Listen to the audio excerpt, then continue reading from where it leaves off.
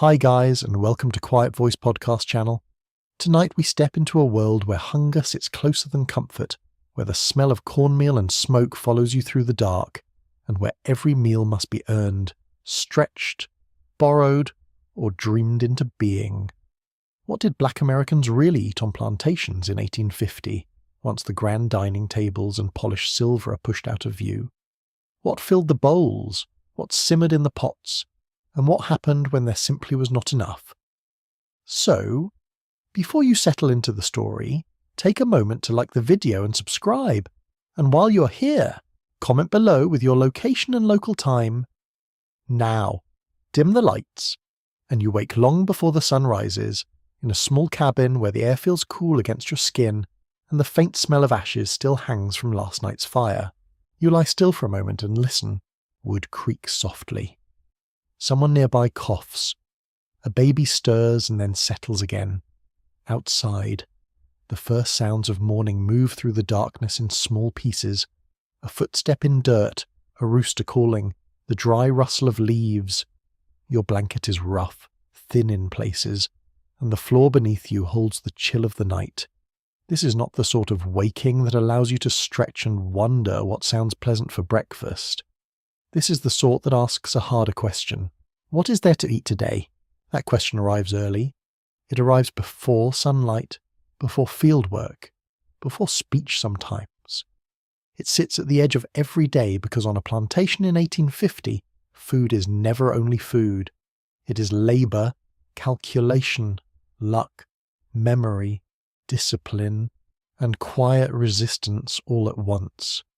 You do not eat because the morning feels fresh and full of possibility. You eat because a body that must work all day needs something to keep standing, and sometimes even that something is not enough.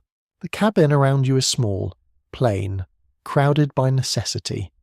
The walls hold little warmth. Smoke has darkened the boards above the hearth. A stool, a few simple tools, a pot, maybe a gourd dipper, maybe a skillet if fortune has been kind or somebody has held on to one through years of use and repair. Nothing here is decorative.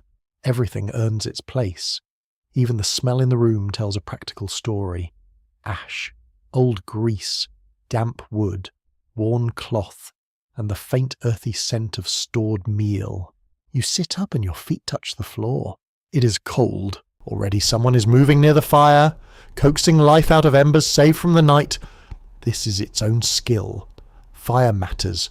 Fire means warmth, light, cooking, survival. The first orange flicker reveals hands that know exactly how much kindling to use and how not to waste any of it. Soon there is the soft crackle of flame, and with it a little comfort enters the room, though not much. Comfort is rationed here as carefully as anything else. Morning food, when there is morning food, is usually simple. Brutally simple, really.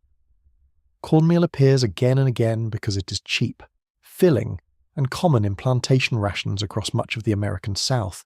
Ground into meal and mixed with water, it can become mush, pone, ash cake, hoe cake, or something close to porridge, depending on what is available, how much time there is, and what kind of pan or hearth surface you have. You do not get variety because variety sounds nice. You get whatever can be made from the same few ingredients in slightly different ways. And yet, even here, people create differences. A bit more water changes texture. A hotter fire changes the crust. A pinch of salt, if there is any, changes everything. A scrap of dripping saved from another meal can make plain food taste almost rich for a moment. This is one of the great truths of plantation foodways. Outsiders might see only scarcity, but inside that scarcity lived skill, judgment, and deep culinary knowledge. You learn very quickly that knowing how to make something decent from almost nothing is not a charming rustic talent. It is a life-preserving art. The pot begins to warm. Cornmeal is stirred in slowly, and the smell rises, mild, grainy, a little sweet, a little dusty, not exciting, not festive, but solid. You can imagine the feel of it on a spoon if there is a spoon, or in a wooden bowl cradled in both hands, warm against cold fingers. It thickens steadily, becoming breakfast because breakfast does not need permission to be plain. Nearby, maybe someone presses a small cake from meal and water, then lays it near the fire to bake against a flat surface or directly in the ashes. Ash cake sounds unappealing to modern ears, which is unfair, because the name tells you more about method than flavour. Once the ashes are brushed away, what emerges can be smoky, dense, satisfying, with a crust firm enough to carry in the hand on the way to work. Practical food has its own beauty, not fancy, never fancy, just necessary. Plantation records from the period often show standard rations issued to enslaved people, and those rations varied by region, season, crop, and owner. Cornmeal was common, so was pork, usually salted, often in poor cuts by elite standards, though even that could be precious. Molasses appeared in some places, herring showed up in others, sweet potatoes might be available in season, some plantations issued flour, though cornmeal remained more typical for the enslaved labour force. The amounts could sound substantial on paper and still fail badly in real life. Measurements on ledgers do not tell you how spoiled food might be, how unevenly it was distributed, or how far it had to stretch across days of punishing labour. Paper can be very polite. Hunger is not. You can feel that gap while standing in this cabin before dawn. A ration is one thing when written in a tidy account book. It is another when a person has worked through heat, mud, and exhaustion, and still gone to sleep wanting more. Historians continue to debate just how adequate some plantation rations were in practice, because records from owners often present a cleaner picture than testimony from formerly enslaved people. Archaeological evidence and medical observation suggest numbers can survive for centuries, so can self-justification. Still, the morning meal comes together. A bowl is passed, maybe not full, maybe enough to quiet the stomach for a little while. The steam touches your face. The texture is coarse, thicker at the bottom, softer near the top. You taste smoke from the hearth, corn from the meal, and perhaps a little salt if anyone has managed to save some. If there is molasses, even a little, it changes the mood of the meal immediately. Dark, sweet, sticky. It turns plain mush into something almost tender. Children especially would have known that small sweetness mattered. A tiny mercy. You eat slowly because the body wants more than the bowl contains. You also eat with the understanding that food is timed by labour. Morning food must carry you forward. There may be a break later, or there may not be enough of one. So each swallow has a purpose. This is not the lazy breakfast of a free morning. This is fuel under pressure. Outside, dawn begins as a grey thinning of darkness. The air smells of damp earth and smoke. Somewhere a pot lid clinks. Somewhere someone tears a cake in half. The quarters come alive in small, efficient motions. No one here needs to be taught what morning requires. People rise into the day because there is no soft alternative. Clothes are adjusted, head wraps are tied, tools are gathered, children are steadied, a final mouthful is eaten standing up, and always there is watchfulness. Because food on plantations is controlled. Not entirely, never entirely, but controlled enough to shape daily life. Owners and overseers understood that feeding enslaved workers was tied to labour output, yet that did not mean generosity. Far from it. In many places, the enslaved were expected to supplement meagre rations through their own gardens, hunting, fishing, trapping, or raising small animals, if they were allowed time and space to do so. This is one of the strange and terrible efficiencies of the system. People were forced to labour all day and then expected to solve the problem of inadequate food through more labour in whatever hours remained, as if fatigue were a hobby. As you finish the last of the bowl, you can already feel how the day presses ahead of you. But before you leave the cabin, notice the food knowledge all around you. It lives in the hand that judges fire without touching it, in the woman who knows exactly how long meal should thicken before it catches, in the person who saves bacon grease in a tiny container because flavour is too valuable to waste, in the elder who can tell by smell whether cornmeal has turned stale, in the child learning to scrape the pot clean because what clings to the side still counts. This is not accidental knowledge. It is inherited, adapted, protected, and it is broader than many people realise. African food traditions did not disappear in plantation America. They changed, blended, persisted, and hid in plain sight. Techniques for cooking grains, stewing greens, seasoning pots, using okra, working with rice in certain regions, and treating the kitchen as a place of both labour and creativity all bear the marks of African and African American knowledge. Some foods travelled across the Atlantic with enslaved people, or through trade networks. Others were encountered in the Americas and folded into new traditions. Plantation food was never simply a list of ingredients handed down from above. It was also a living cuisine shaped from below, under impossible conditions. That matters, because if you only look at the ration, you miss the people. You miss the mind at work while scraping together a meal from meal, fat, salt, and time. You miss the smell of greens simmering when they can be found. You miss the quiet triumph of making a rough cake crisp at the edges. You miss the ways cooks adjusted texture for the very young and the very old. You miss how a shared pot could carry care as surely as calories. There were also regional differences that changed the morning table, if table is even the right word for it. In the rice-growing low country aways, for example, rice might be more central than in inland cotton regions. Along coasts and rivers, fish and shellfish could supplement the diet. In some places, sweet potatoes were common and deeply valued. In others, corn dominated almost every meal. A quirky detail that surprises many people is how often wild or semi-wild foods slipped into daily eating, not as quaint extras, but as serious nutritional help. Persimmons, poke greens prepared carefully, blackberries, hickory nuts, rabbits, turtles, and fish could all matter, depending on season and location. Plantation cuisine was harsh, yes, but never as narrow in practice as ration books alone might suggest. The sky is brightening now, pale and cool, and the cabin door opens to a morning that smells of wet soil and chimney smoke. You step outside. The ground feels uneven under worn shoes, or under bare feet in warmer weather, hard-packed in some places, soft in others. Breath clouds faintly if the season is cold. Voices stay low. No one wants to waste energy early, but even now, food travels with you. You carry it in the warmth of your stomach if you were lucky enough to eat. You carry it in the ache if you were not. You carry it in the memory of taste, that plain grain, that smoke, that sweetness, if there was any.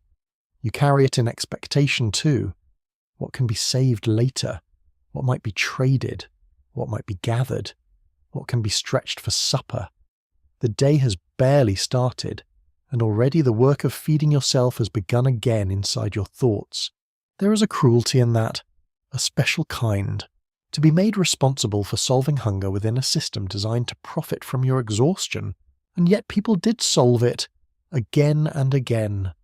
Not perfectly, not always, not without suffering, but with tremendous ingenuity. They planted little gardens beside cabins, they fished at night, they seasoned scraps until scraps became stew, they pounded, dried, smoked, boiled, baked, and stretched. They turned cast-off cuts into prize dishes. They used every part of what they had. They fed children first when possible. They traded knowledge the way others might trade coin. Some scholars point to the astonishing continuity between those survival foods and later celebrated Southern and African American cuisines. Others caution that we should not romanticize dishes born from deprivation. Both views contain truth. It is possible to admire the brilliance without forgetting the brutality that required it. The food could be skillful, and the conditions cruel at the same time. This morning proves it. The fire behind you is still going, though lower now. The smell of cooked meal clings to your hands. A dog barks somewhere in the distance. A wagon wheel groans. The plantation stirs into full motion. Ahead lies labour, heat or cold, orders, repetition, and the long measured strain of the day. But before all of that fully takes hold, the first meal has already told you almost everything. You are expected to work hard. You are given little. You are meant to make do. And somehow, people make food anyway. Real food, Food with texture and memory, with method and meaning, with enough care folded into it to keep dignity alive in a place built to crush it. That may be the first great shock of this world. Not that the meals were sparse, though many were. Not that hunger was common, though it was.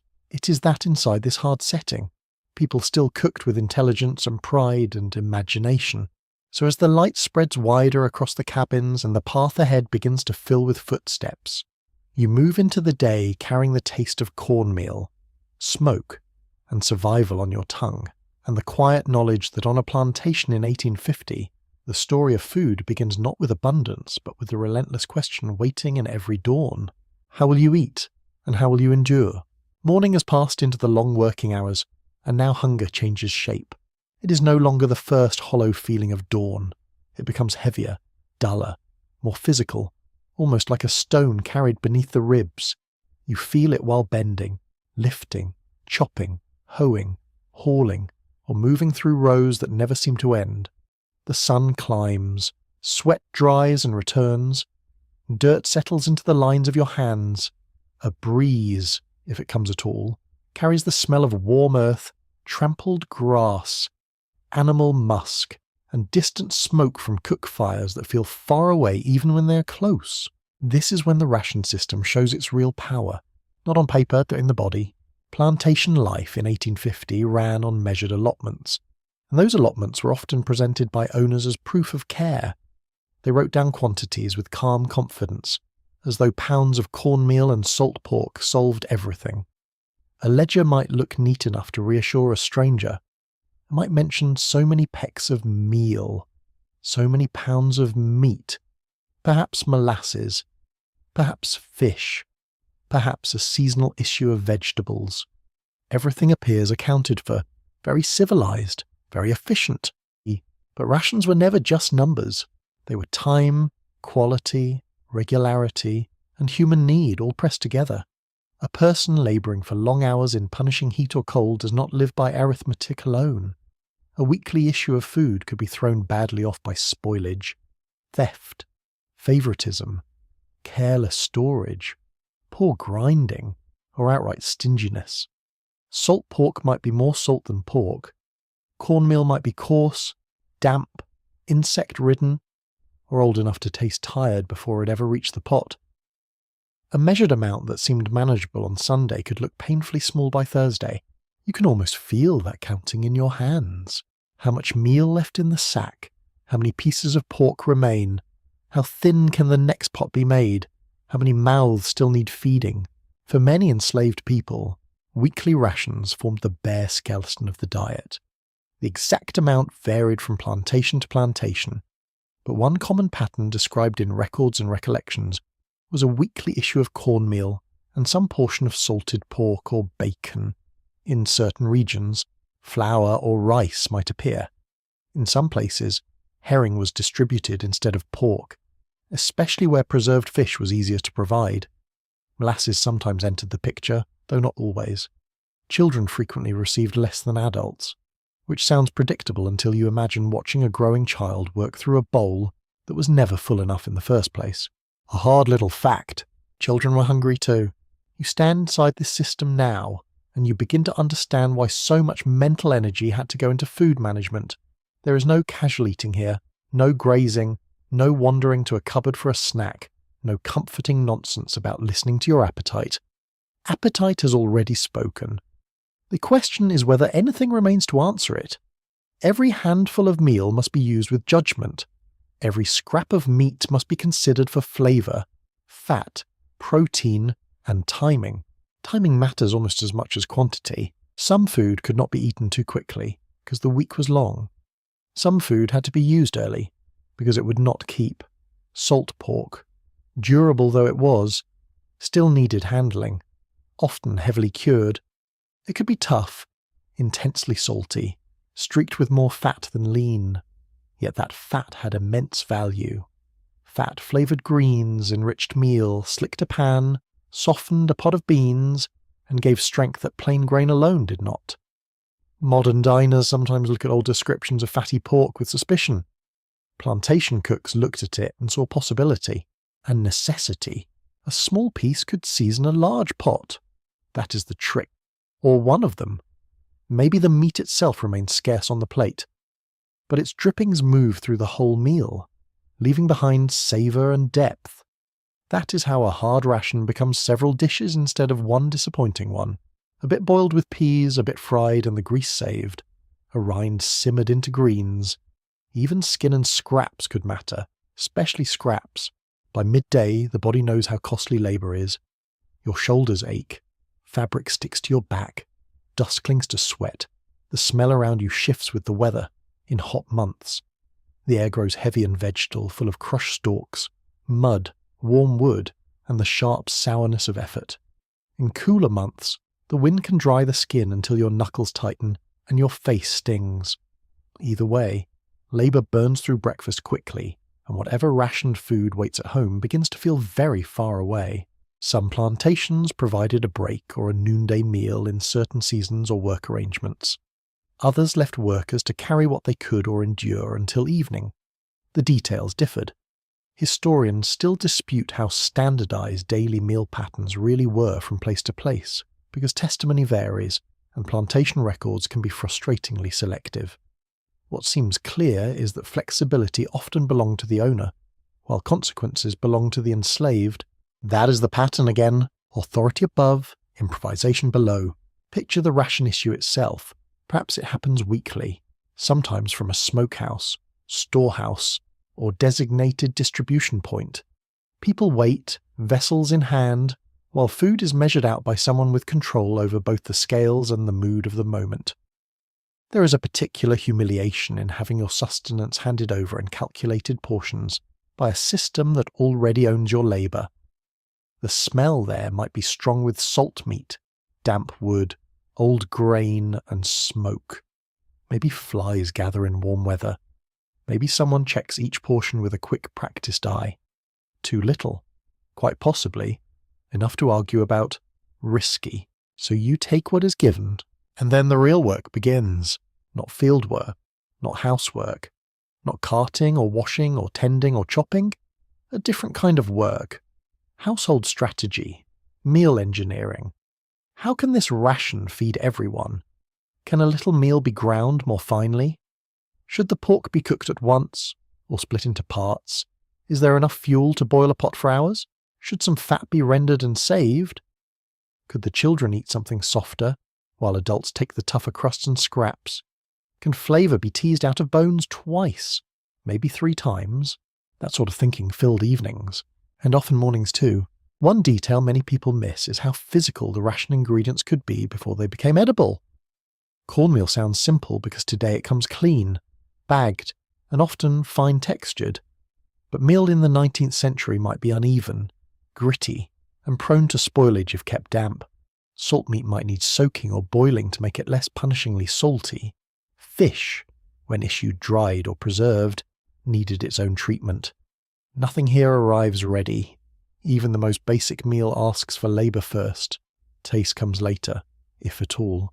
There is a smell to soaked salt pork that is hard to romanticize, heavy, briny, a little stale.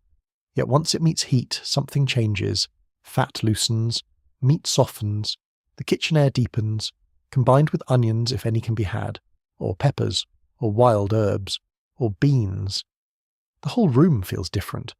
Hunger sharpens smell until cooking becomes almost painful in its appeal. You can identify ingredients by scent alone because you have to. Boiling greens smell earthy and mineral. Corn cakes smell toasted and warm, with a rough sweetness. Molasses, when present, hangs dark and rich in the air, almost smoky in its own right. Even a spoonful matters, especially a spoonful. Sometimes rations included things that reveal the plantation economy more clearly than the planter likely intended. Cheap fish, for instance, could be distributed in large quantities because it was affordable and preserved well.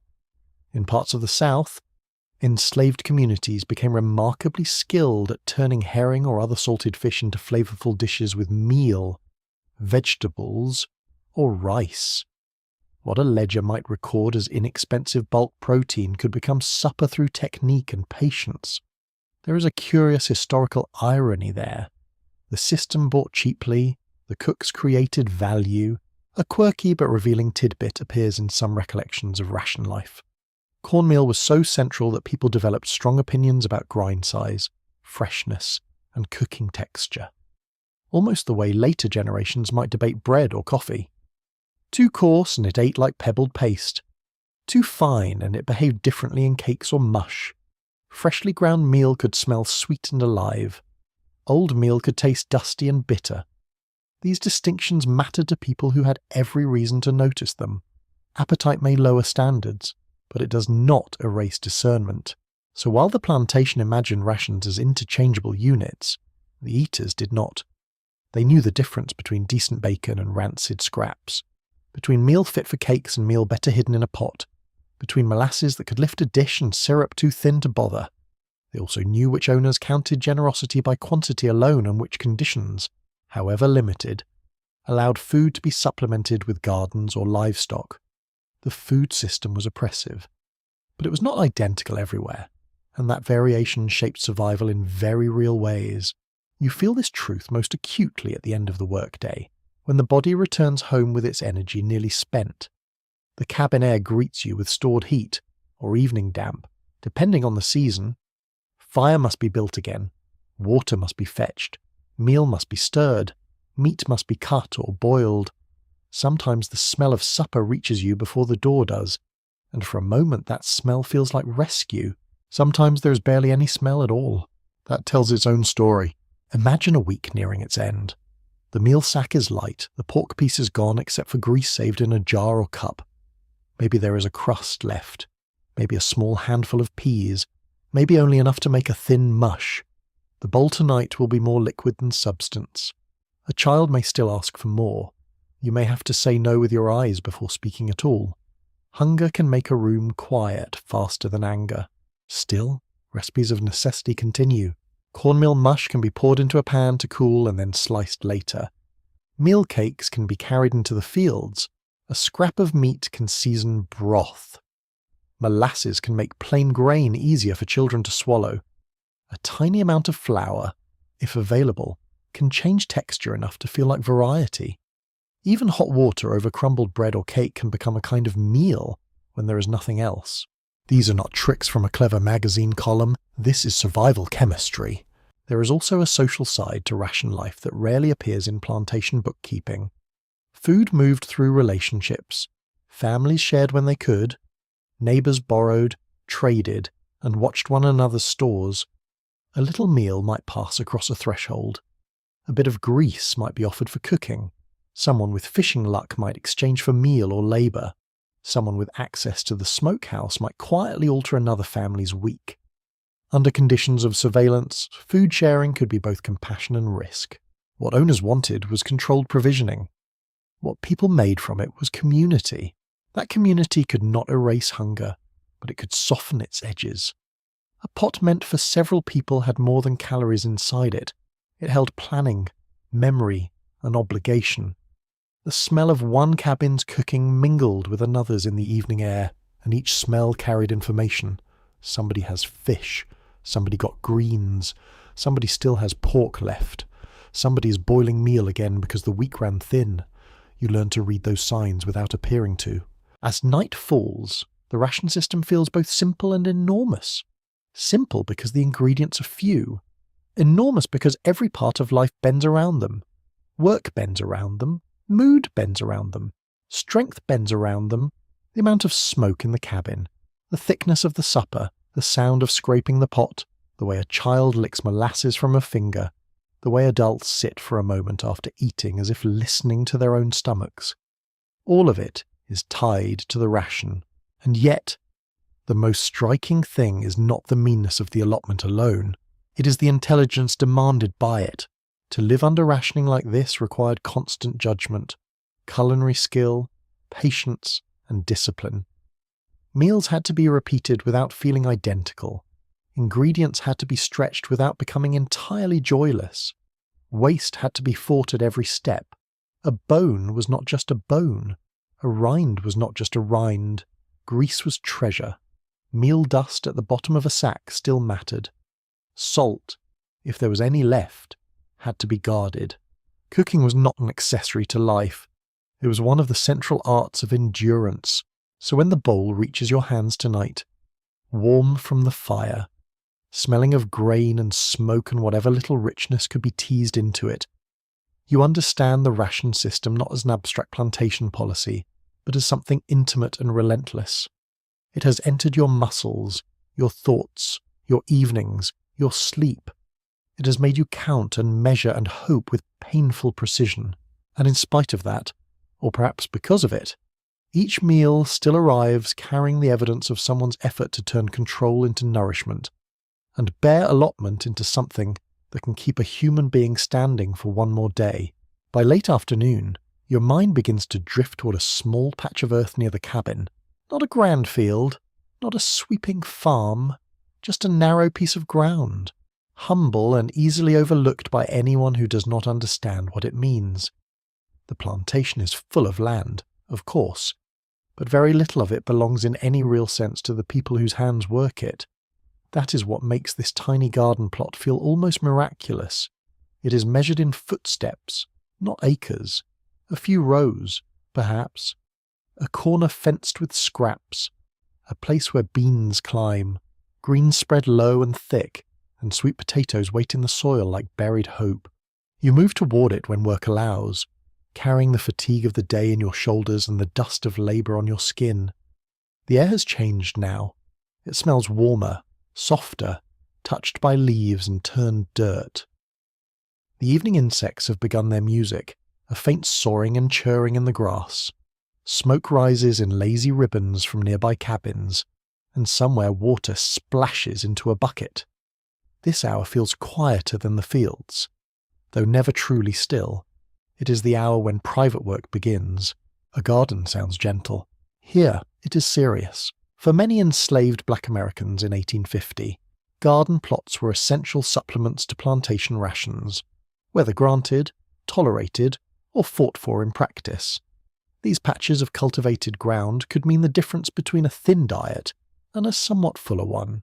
Greens, peas, beans, yams, sweet potatoes, pumpkins, squashes, onions, and other vegetables might appear depending on region, season, soil, seed, and simple luck. Some gardens were productive enough to improve daily meals in meaningful ways. Some struggled against poor ground, too little time, and constant exhaustion. Even so, the effort poured into them tells you everything about their value. You kneel near the first row, and the dirt presses cool through the fabric at your knees.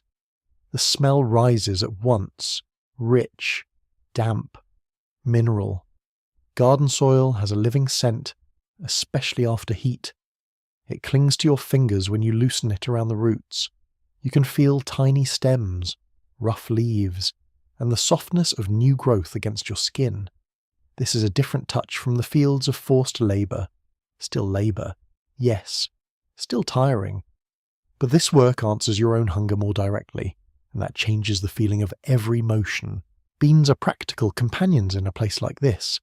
They climb if given support, produce generously when conditions are kind, and can be eaten fresh or dried for later. Dried beans are especially valuable because they wait. They sit in a sack or jar and promise future meals, which is no small comfort when tomorrow is uncertain. Cowpeas, field peas, and other varieties could thrive in southern gardens and enter stews, pots, and side dishes with remarkable flexibility. Their smell while cooking is earthy and soft, especially when enriched with a bit of pork fat or seasoned broth. Greens matter just as much. Collards, mustard, turnip greens, poke greens prepared with care, and other leafy plants brought nutrition, flavour, and comfort to the table. Greens were not decoration, they were supper. They were also deeply connected to African and African American food traditions, where leafy vegetables had long held an important place, simmered slowly in seasoned liquid, chopped or left broad. They could carry the taste of smoke, salt, pepper, and the garden itself. The pot liquor left behind was too valuable to waste. People drank it, soaked bread in it, or saved it because every bit held something useful. That knowledge runs deep. Nothing green was ever just green. The garden teaches patience. But it also teaches calculation. Which row needs water first? Which plants can wait? Is that pest damage? Or just weather? Should the squash be picked now while tender, or left another day to grow fuller? Can the children help weed without trampling the young shoots? Are the sweet potatoes large enough yet? You make these choices while the evening light fades gold across the cabin walls, and the sky begins softening toward dusk.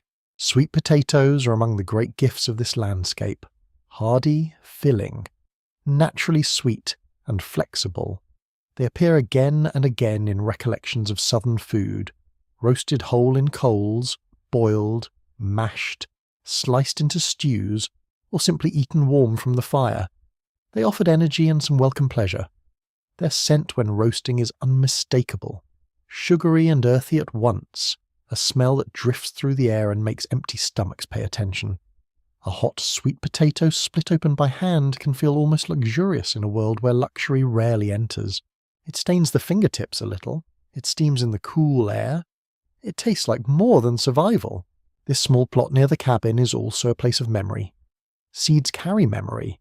Methods carry memory. The way a mound is shaped, the way certain crops are paired, the way leaves are pinched or stored. All of this can hold traces of older worlds. African agricultural knowledge shaped plantation America in countless ways, not only on the grand scale of rice cultivation or labour systems, but in domestic growing practices too. Enslaved people brought techniques, preferences, and understandings of plants that mingled with native, European, and local southern conditions.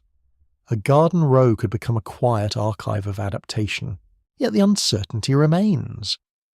Scholars still disagree on just how much autonomy garden plots represented.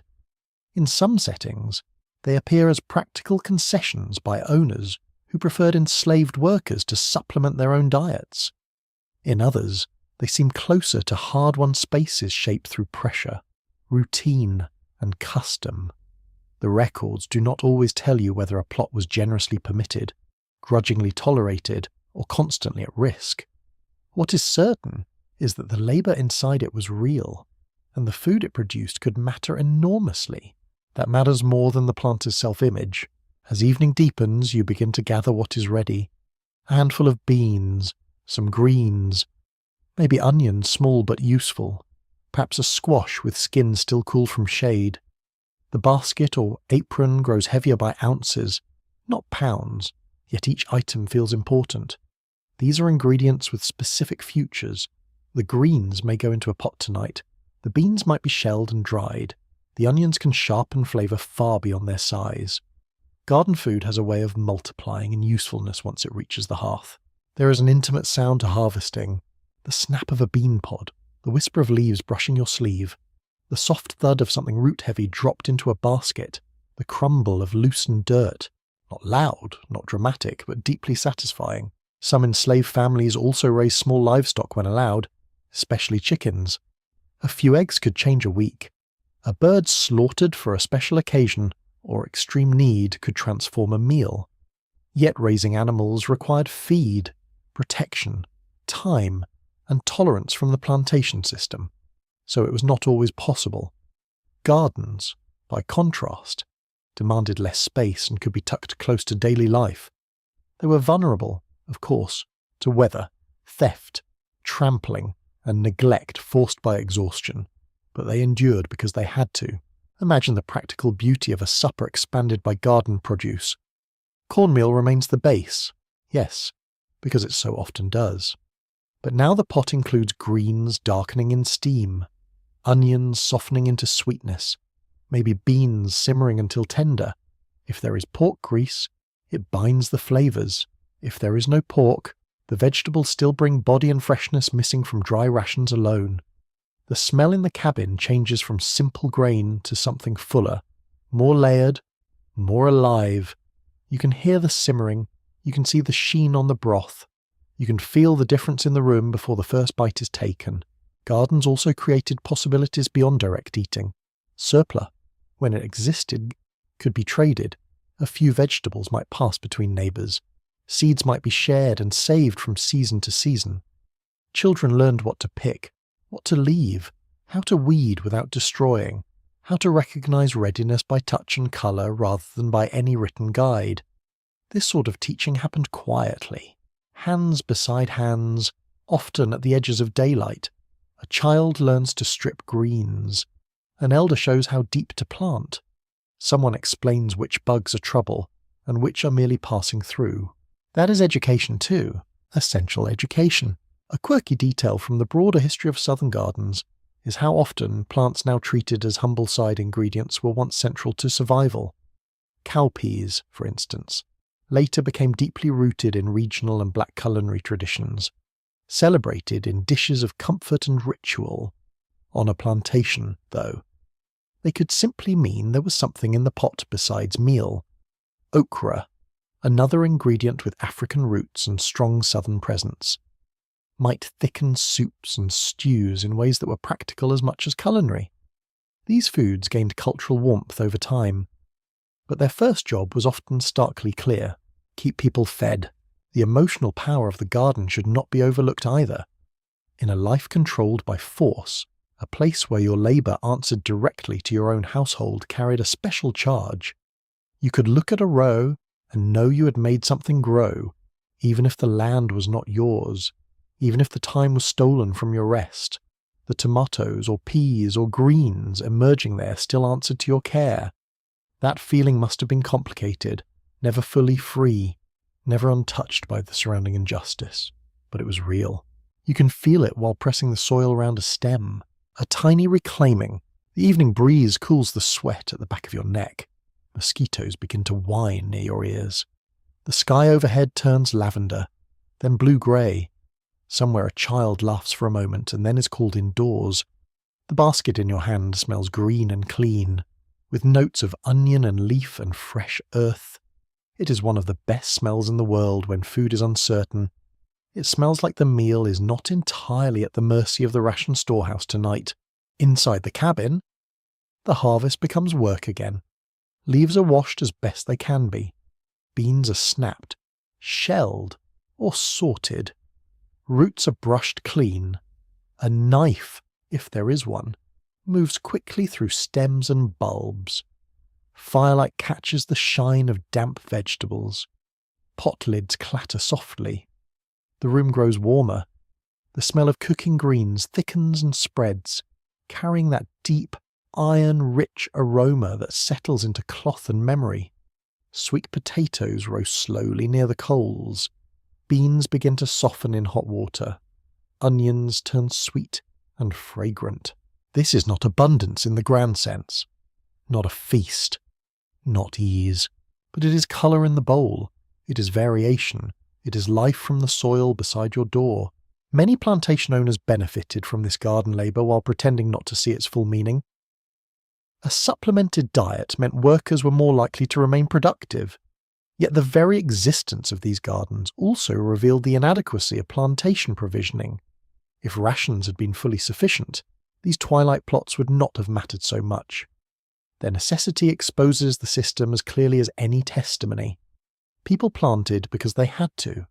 They planted because hunger does not politely wait for official distributions, and they planted because they knew how that knowledge deserves attention.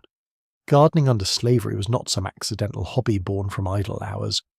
It was agricultural intelligence practiced under severe limits, choosing crops, preserving seed, reading weather, protecting plants, and stretching harvests into meals required observation and experience.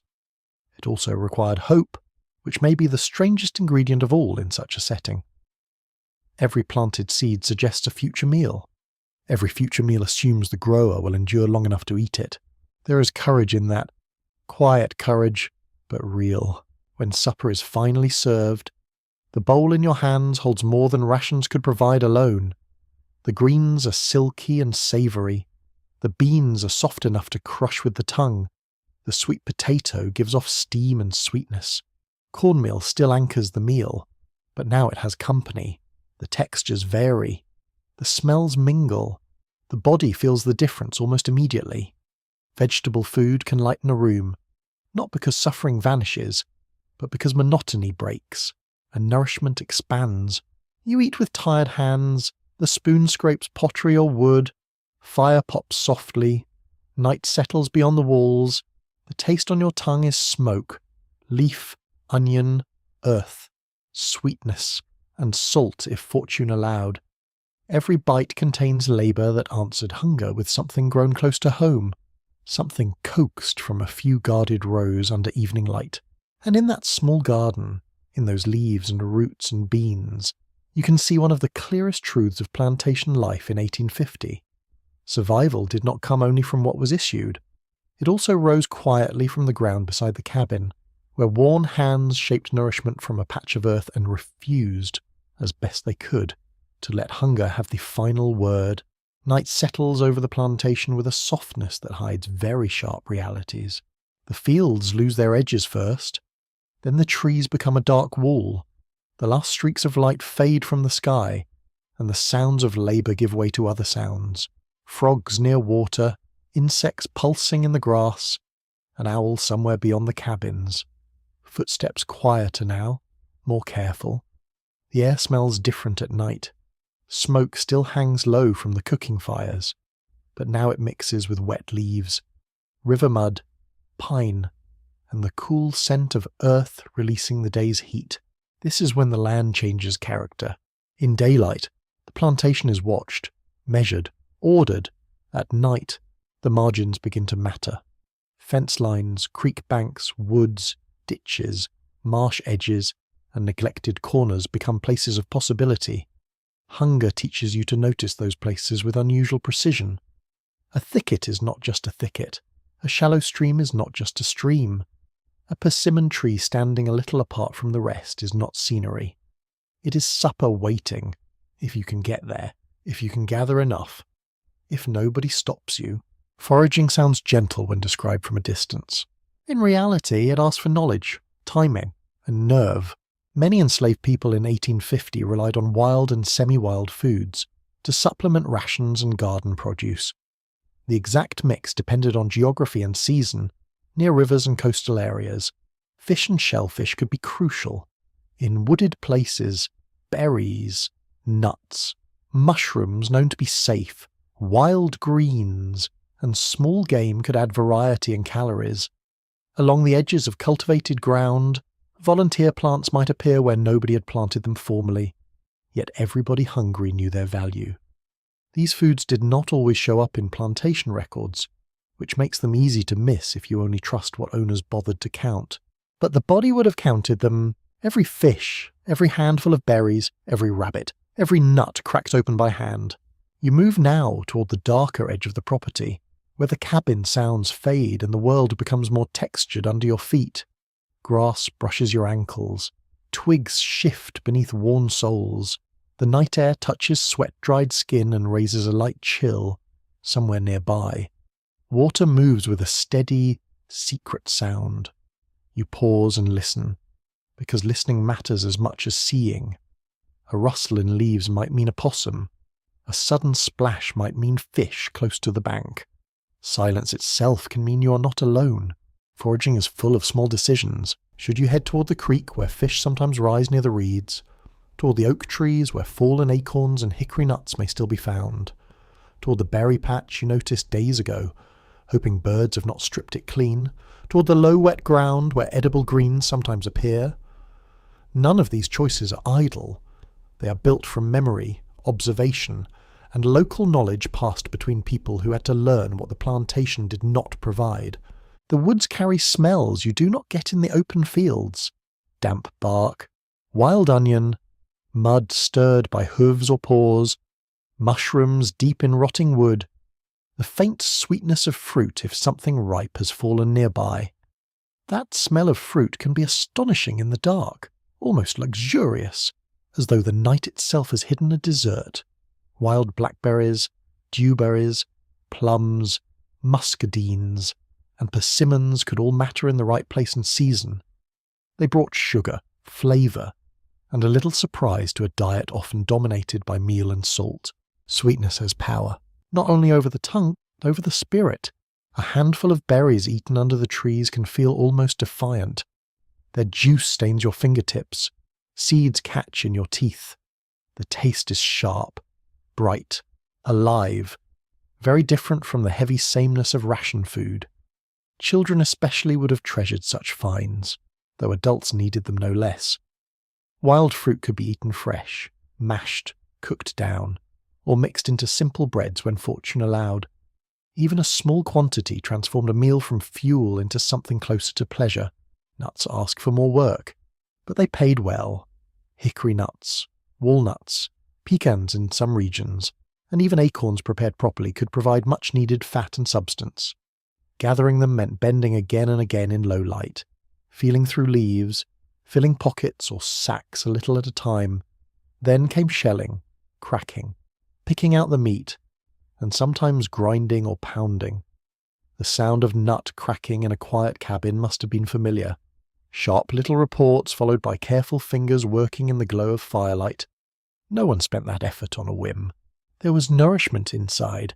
There was always a reason. Fishing occupied a special place in this hidden food world.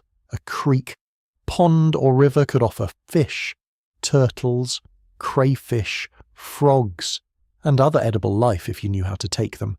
Hooks, lines, nets, traps, weirs, and hand methods varied by region and opportunity. Enslaved people brought and developed fishing knowledge that could be astonishingly skillful, turning local waters into unofficial storehouses beyond the planters' tidy calculations. A fish caught after dark, cleaned at the water's edge, and carried home in secret or semi-secret represented far more than protein. It represented the land giving back something without formal permission. You crouch by the bank and the mud yields softly under your feet. The water smells green and metallic, touched by reeds and clay. Mosquitoes whine close to your ear. You hear the plop of something small breaking the surface. A fish, maybe. Maybe a turtle slipping from a log. You watch for movement because eyes adjust slowly, and soon the dark is no longer empty. It is full of faint shapes, ripples, flashes, a silvery turn near the surface, the wobble of a line, the patient stillness required before a strike. Fish change meals dramatically, fried if enough fat existed, stewed with onions and peppers if available, smoked or dried in some cases, or simply boiled and flaked into a pot. They offered freshness that preserved the pork could not.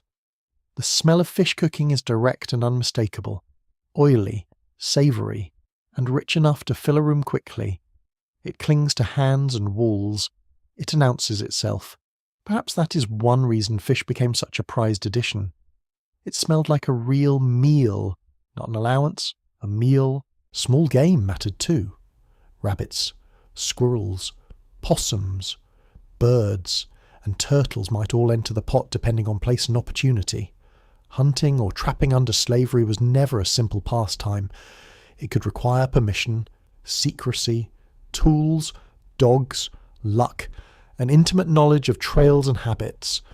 Owners often sought to control access to guns and movement, which meant much of this food gathering happened with improvised means or at personal risk.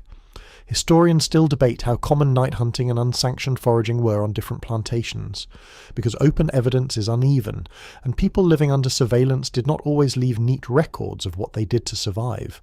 Understandably so. Oppression rarely produces tidy footnotes. There is also the matter of wild greens and roots, which require knowledge sharp enough to protect against danger. A plant that nourishes in one form may sicken in another. Pokeweed is a good example. Edible when very young and properly prepared, but unsafe if handled carelessly. This was not casual nibbling from the roadside. It was expertise, knowledge of edible weeds, shoots, herbs, roots, and seasonal growth often moved through oral teaching, demonstration, and repetition. One generation showed another what to pick, what to avoid, how to cook it down, how many waters to boil it in, how to recognize smell and texture. That teaching could save lives. A quirky historical detail is how many foods once gathered out of need later became regionally beloved, or at least culturally familiar.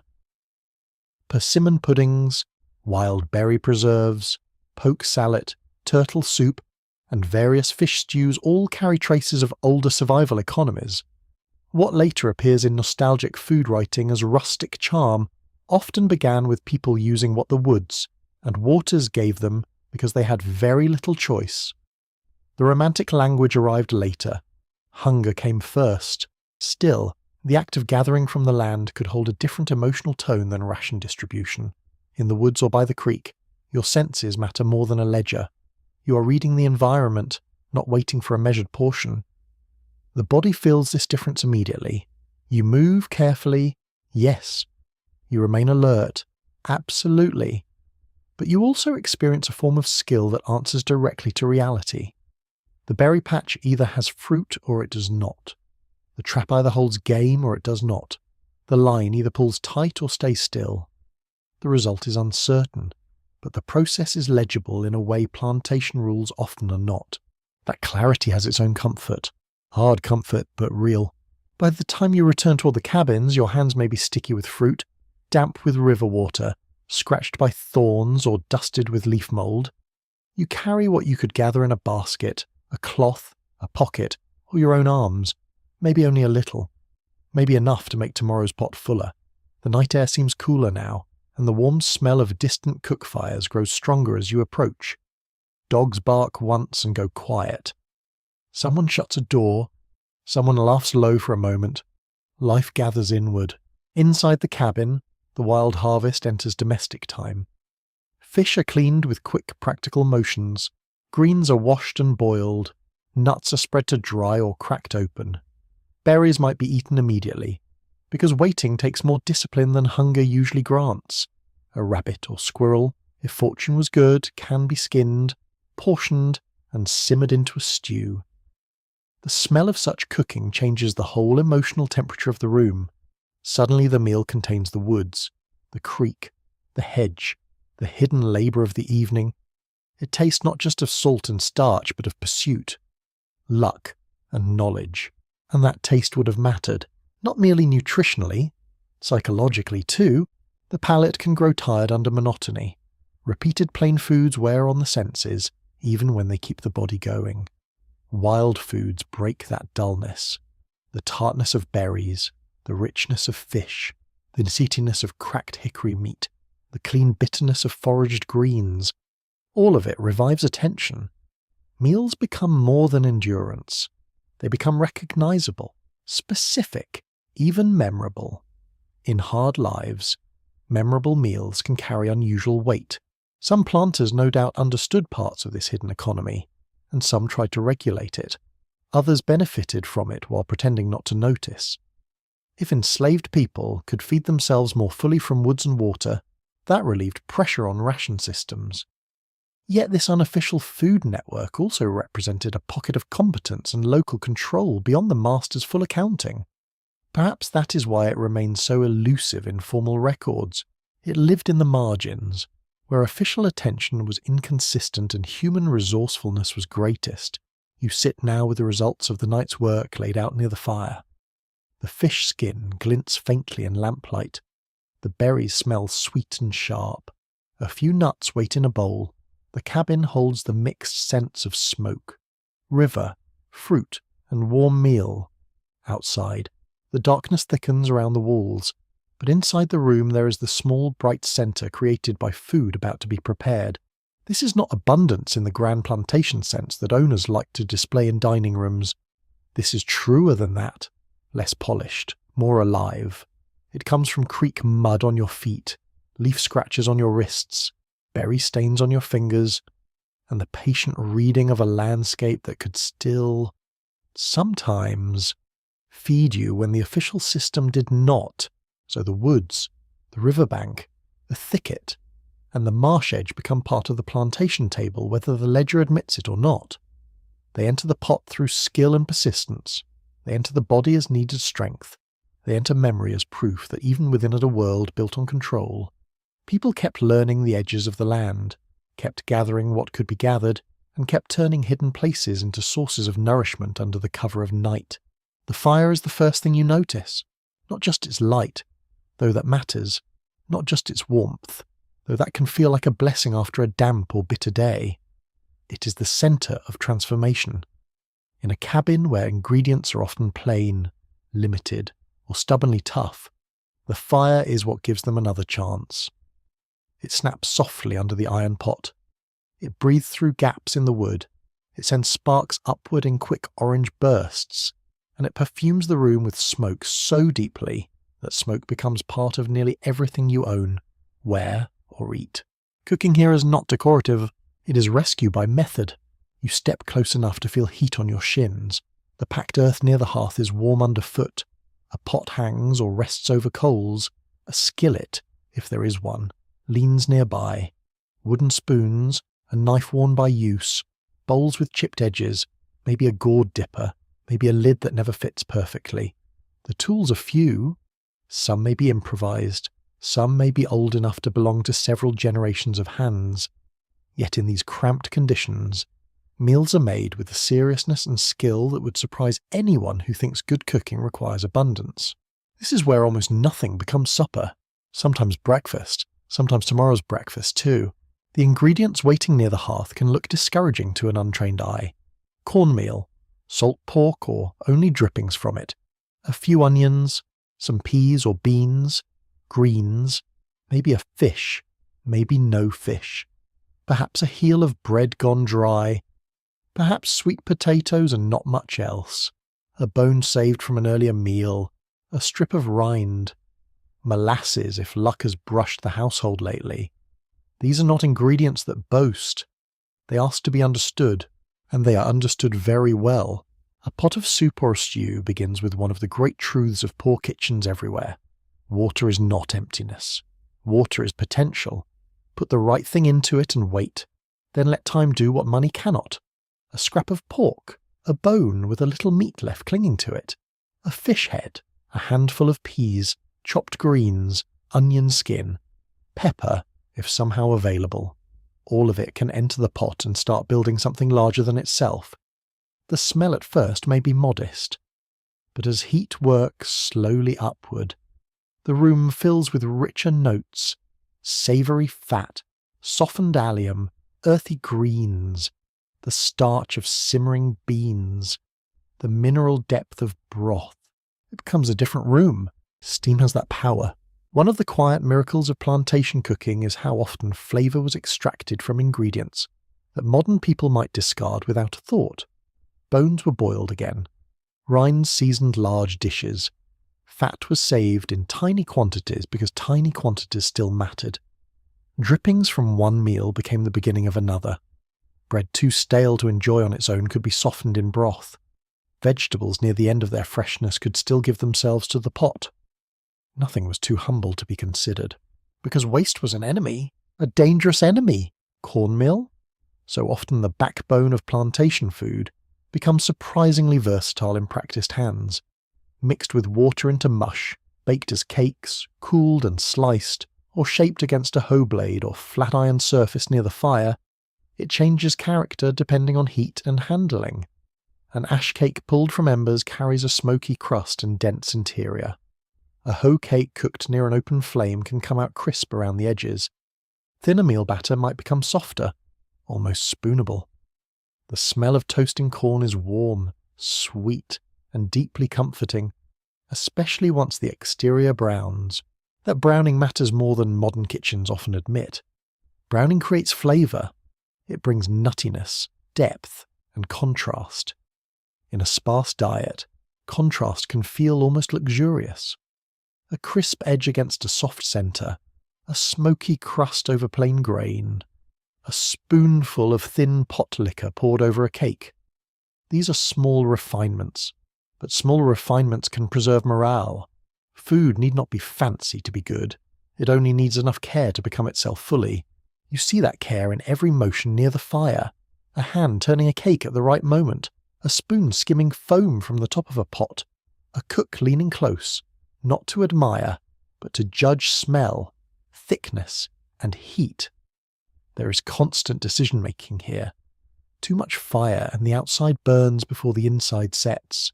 Too little and precious fuel is wasted while everyone waits hungry. Too much water and the stew turns weak. Too little and it catches at the bottom. These are not kitchen games.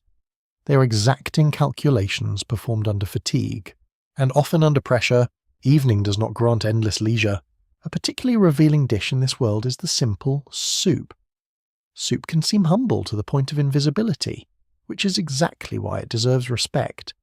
In a cabin kitchen, soup allows stretching, softening, blending, and rescuing all at once. Beans too hard to enjoy dry can become tender. Tough bits of meat yield to simmering. Greens lose bitterness. A bone gives flavour to many mouths instead of one. Even a nearly empty larder can be gathered into a pot and made communal. The spoon dipping in and out of soup carries more than liquid. It carries management, patience, and practical tenderness. There is sound too. A good cabin kitchen is full of it. The wooden spoon tapping pot rim, the lid rattling as steam forces its way out, fat spitting softly when something meets hot iron, the scrape of a knife through onion or greens, coals shifting with a whisper when the fire is prodded. Outside, noises continue as well. Insects singing, footsteps passing, a voice low and tired. Perhaps laughter from another cabin if the night has been kind enough to allow it. Cooking does not remove you from the world. It gathers the world into a smaller circle of light. Smell does the same thing. Smoke, grease, onions, corn, damp wood, greens, and sweet potato all layer together until the room itself tastes edible. A quirky detail from the period is how some of the most mocked or overlooked ingredients later became beloved staples of southern food. The parts once dismissed by wealthier eaters, feet, tails, necks, skins, offcuts, and tough greens, became the foundation for dishes celebrated generations later. This is not because hardship is magically charming. It is because skilled cooks discovered how to use time, seasoning, and heat to reveal value others had ignored. That pattern is one of the clearest signatures of African American culinary brilliance. Still, scholars continue to argue about how much of plantation cooking can be reconstructed confidently from the surviving evidence. Written sources often focus on rations, not preparation. Plantation records list food items without describing everyday methods. Recollections gathered later in life are vivid, but sometimes shaped by memory's own uneven light. Archaeology helps. Household tools help. Regional food continuity helps. But there are still mysteries. Historians may know that meal and pork were common. Exactly how one cabin balanced texture, timing, and seasoning on an ordinary Tuesday night is harder to pin down. That uncertainty feels honest. Real kitchens are always partly invisible, and invisibility in this context often hides women's work especially. Much of the daily labour of feeding families under slavery fell on women already burdened with field labour, childcare, washing, mending, and everything else survival demanded. To then return home and create meals from scant supplies required endurance, bordering on the heroic. Though no one at the time would have called it heroic, they would have called it necessary, which is often how the hardest labour disappears from history. Imagine the feel of those tasks in the body. Hands roughened by field work, now washing greens in cool water. Wrists aching while stirring a thick pot. Eyes smarting from smoke. Feet swollen inside worn shoes or bare on packed earth. The skin on your forearms warming near the flame while your back still remembers the day's labour. And yet, supper must be made. Children are waiting. Others are waiting too. Weariness does not exempt anyone from hunger. So the food must happen, and it does. Take a pot of peas cooked with a scrap of salt pork. Alone. The peas might taste flat. Alone. The pork might be too salty and meagre. Together, with enough water and enough time, they become a satisfying dish that nourishes more than either ingredient could manage separately. Add onions or greens if present. Serve it over mush or beside a cake of meal. Suddenly the meal has body, aroma, and variation. Not luxury, no, but intelligence. Serious, grounded intelligence. Or consider roasted sweet potatoes buried near the coals while other cooking continues. Their skins blacken. Their insides soften into fragrant sweetness. Once opened, the flesh almost glows in the firelight. That sweetness can steady tired nerves. It can also round out a meal otherwise dominated by salt and starch. Simple balances like that, sweet against savoury, soft against crusty, broth against cake, kept food from becoming psychologically as harsh as it was materially limited. There is an art to sequence too. What cooks first? What waits? What can sit by the edge of the fire? What must be watched constantly? What can finish under a lid while another task is handled? This orchestration matters greatly when equipment is minimal. One pot may need to perform several duties. One hearth area may need to bake, simmer, roast, and keep warm. A fire hot enough for one dish may ruin another, so the cook becomes planner, chemist, and timekeeper all at once. No recipe cards, no measuring cups, no spare energy. Only knowledge practiced until it becomes instinct. That instinct also shaped preservation. Not every meal could be made fresh from scratch with perfect timing. Leftovers, though perhaps not called that in any modern sense, had to be managed carefully. Cold mush could be sliced and fried or reheated. Bread could be dried and reused. Bones could return to the pot. Fat could be saved under careful cover. Vegetables could be dried in season. Fish might be smoked or salted if the household had the means. Preservation was never just thrift. It was protection against the next lean day. Cabin cooking therefore had a rhythm that moved between urgency and patience. Some things demanded immediate attention. Fish fresh from water, cakes on the fire, a pot threatening to boil over. Other things rewarded long waiting, beans softening, broth deepening, roots roasting in slow heat. The room taught you to hold both tempos at once. Fast hands, slow cooking, limited fuel, constant hunger. It is not hard to see why the kitchen hearth became one of the most complex workplaces on the plantation, even if no overseer's ledger captured it properly. By the time food is served, the transformation feels almost magical, though magic is only the name we give to labour once we forget to respect it. Bowls are passed, steam curls upward, fingers test heat. The first bite tells the truth immediately. Is the corn cake crisp enough? Did the peas soften fully? Is the broth rich, thin, smoky, sharp with onion, pleasantly salty, too salty? Every mouth knows. No one in a hungry household is an indifferent diner, and good cooking is noticed, even if praise comes in silence, even if the bowl is simply emptied fast. The taste of a well-made simple meal lingers differently. You can feel it settle with more reassurance in the stomach. You can sense how warmth spreads through the chest and limbs. There is emotional relief in food that has been handled skillfully, especially in hard conditions. It says someone paid attention. Someone knew what they were doing. Someone was unwilling to let plain ingredients remain plain if a little effort and knowledge could improve them. So in this dim cabin with smoke in the rafters and the fire breathing low beneath iron, you witness one of the deepest truths of plantation life. The ingredients may have been controlled by power, but their final meaning was often shaped by the hands that cooked them. Meal became cakes, scraps became stew, toughness became tenderness, thinness became enough, or close to enough, through patience, timing, and care. That is not a small thing. It is the craft of endurance itself, practiced one pot, one cake, one smoky meal at a time. There are two kitchens on the plantation, and they do not mean the same thing. One glows for display, order, and status. The other glows for necessity. One produces courses, sauces, polished service, and the illusion of effortless abundance.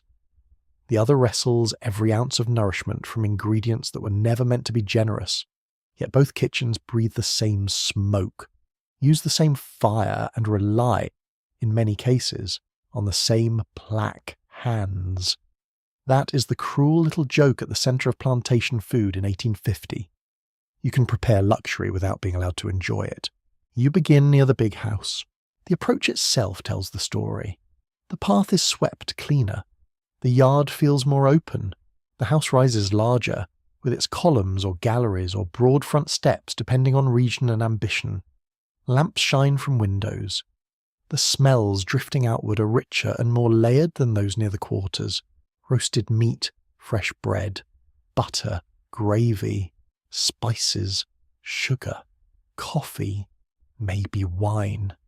maybe pie, cooling somewhere just out of sight. Even before you see a table, the air announces wealth. It is almost theatrical, and that is part of the point. Plantation elites used food to signal rank, refinement, hospitality, and power. Dining in the big house often followed the conventions of 19th century southern gentility, or at least tried to.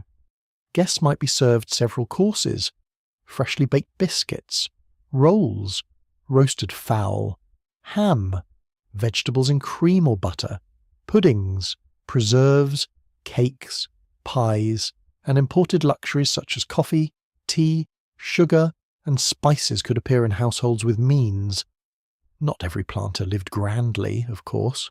Some strained to imitate wealth they barely possessed, but even modest big house tables usually stood at a great distance from the meals in the quarters. You can smell that distance before you measure it. Butter alone changes a room. So does coffee. The bitter dark perfume of it, especially in the morning, would have floated through parts of plantation life like a private privilege. White flour, too, finer than cornmeal, made breads and pastries with a softness most labourers would rarely know. Cream, eggs in generous number, fresh milk, preserves sweetened with valuable sugar. All of these created textures and tastes associated with comfort and rank. The tablecloth, the silver, the china, the order of serving. None of it was accidental. Food here did social work. It announced who mattered, at least according to the people seated at the table, and yet much of that food passed through black labour from beginning to end. Enslaved cooks, kitchen workers, dairy hands, gardeners, poultry keepers, laundresses, servers, and butlers all helped create the big house meal. Some cooks developed formidable culinary expertise, mastering complex dishes, pastries, timing, and presentation under pressure. Their skill could become central to a plantation household's reputation. A gifted cook might be praised extravagantly by owners and guests, though praise did not alter bondage. It simply added irony. Imagine standing in or near that kitchen. The heat is more intense than in a small cabin because the volume of cooking is greater. Roasting meats drip and hiss. Pots of sauce or stock simmer. Dough is kneaded on floured boards. Sugar melts. Spices bloom in warm fat. The room smells rich enough to make hunger almost aggressive. You can hear plates stacked, knives working, orders given, servants moving quickly in practiced paths. This kitchen is more equipped, more supplied, and often more crowded. It is also more watched. Skill here can become dangerous. The better the work, the more it may be demanded. Enslaved cooks in the big house occupied a complicated position. Some had access to ingredients others did not. Some may have eaten better than field hands at certain moments, or had opportunities to keep small leftovers, though this varied greatly and should not be romanticised. Access did not equal freedom. A cook could stand inches from cream, sugar, fresh meat, and fragrant coffee while remaining deeply vulnerable to punishment, pressure, and exhaustion. The intimacy of the kitchen did not soften the structure around it. It often sharpened it. Now turn from the kitchen to the dining room itself. Candles flicker, plates arrive in sequence, a roast is carved, gravy glistens, bread comes warm to the hand, the silverware clicks lightly.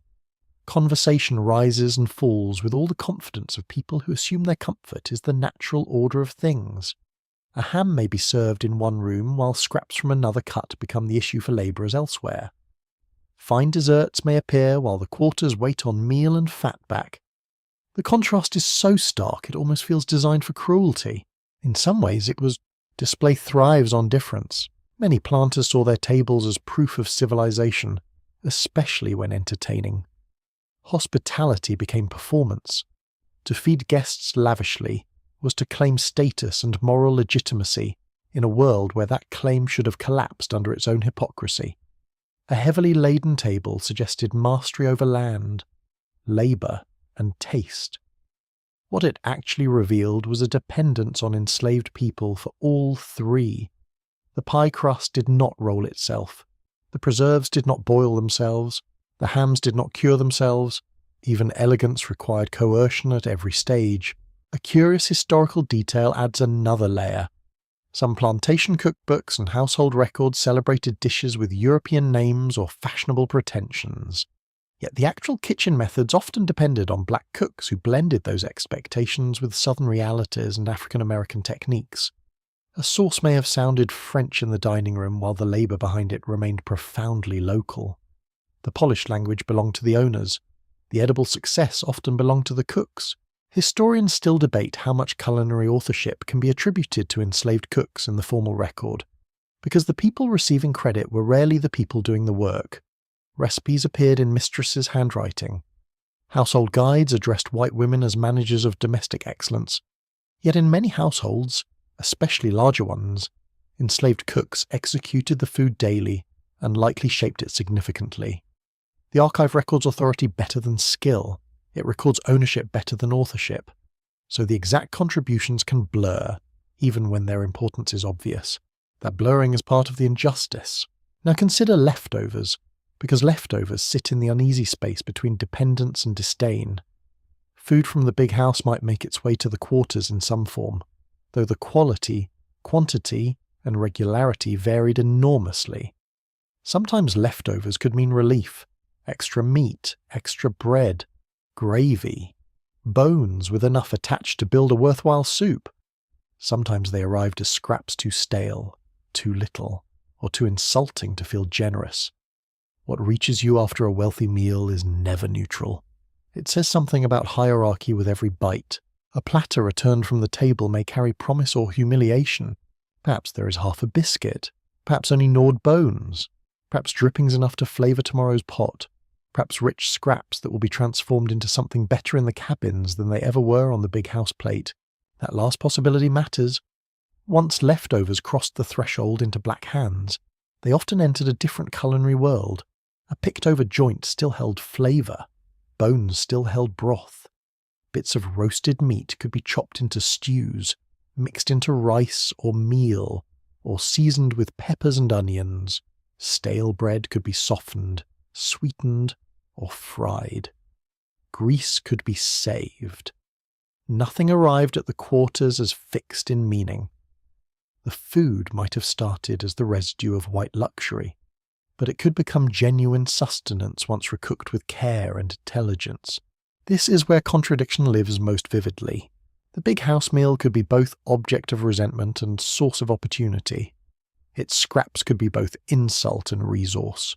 Its kitchen could be both site of refined skill and daily coercion. You feel this contradiction in the senses. The scent of roasted turkey or ham drifting through an open service door might be mouth-watering, but also maddening. The sight of pies cooling on a shelf could be beautiful and cruel in the same instant. The touch of polished plates and silver might signal prestige to some, but to others they were simply objects that had to be washed before midnight. Even sound carries class. In the dining room, forks and glasses chime softly. In the quarters, bowls scrape hard because no food can be left behind. No crumb should be wasted. Not there, not anywhere. The produce of the plantation often followed the same split path. The best chickens, eggs, milk, cream, butter, orchard fruit, and vegetables might be directed toward the big house or for sale. The lesser portions, or the portions not claimed by status, circulated elsewhere. This did not mean the quarters were always entirely deprived of fresh foods, because gardens, foraging, and small household strategies mattered greatly. But the plantation economy placed quality under hierarchy. Who received tenderness and who received scraps was not random. Even the cuts of meat told a social story. The dining room might favour hams, roasts, fowl, and sweet-cured pieces.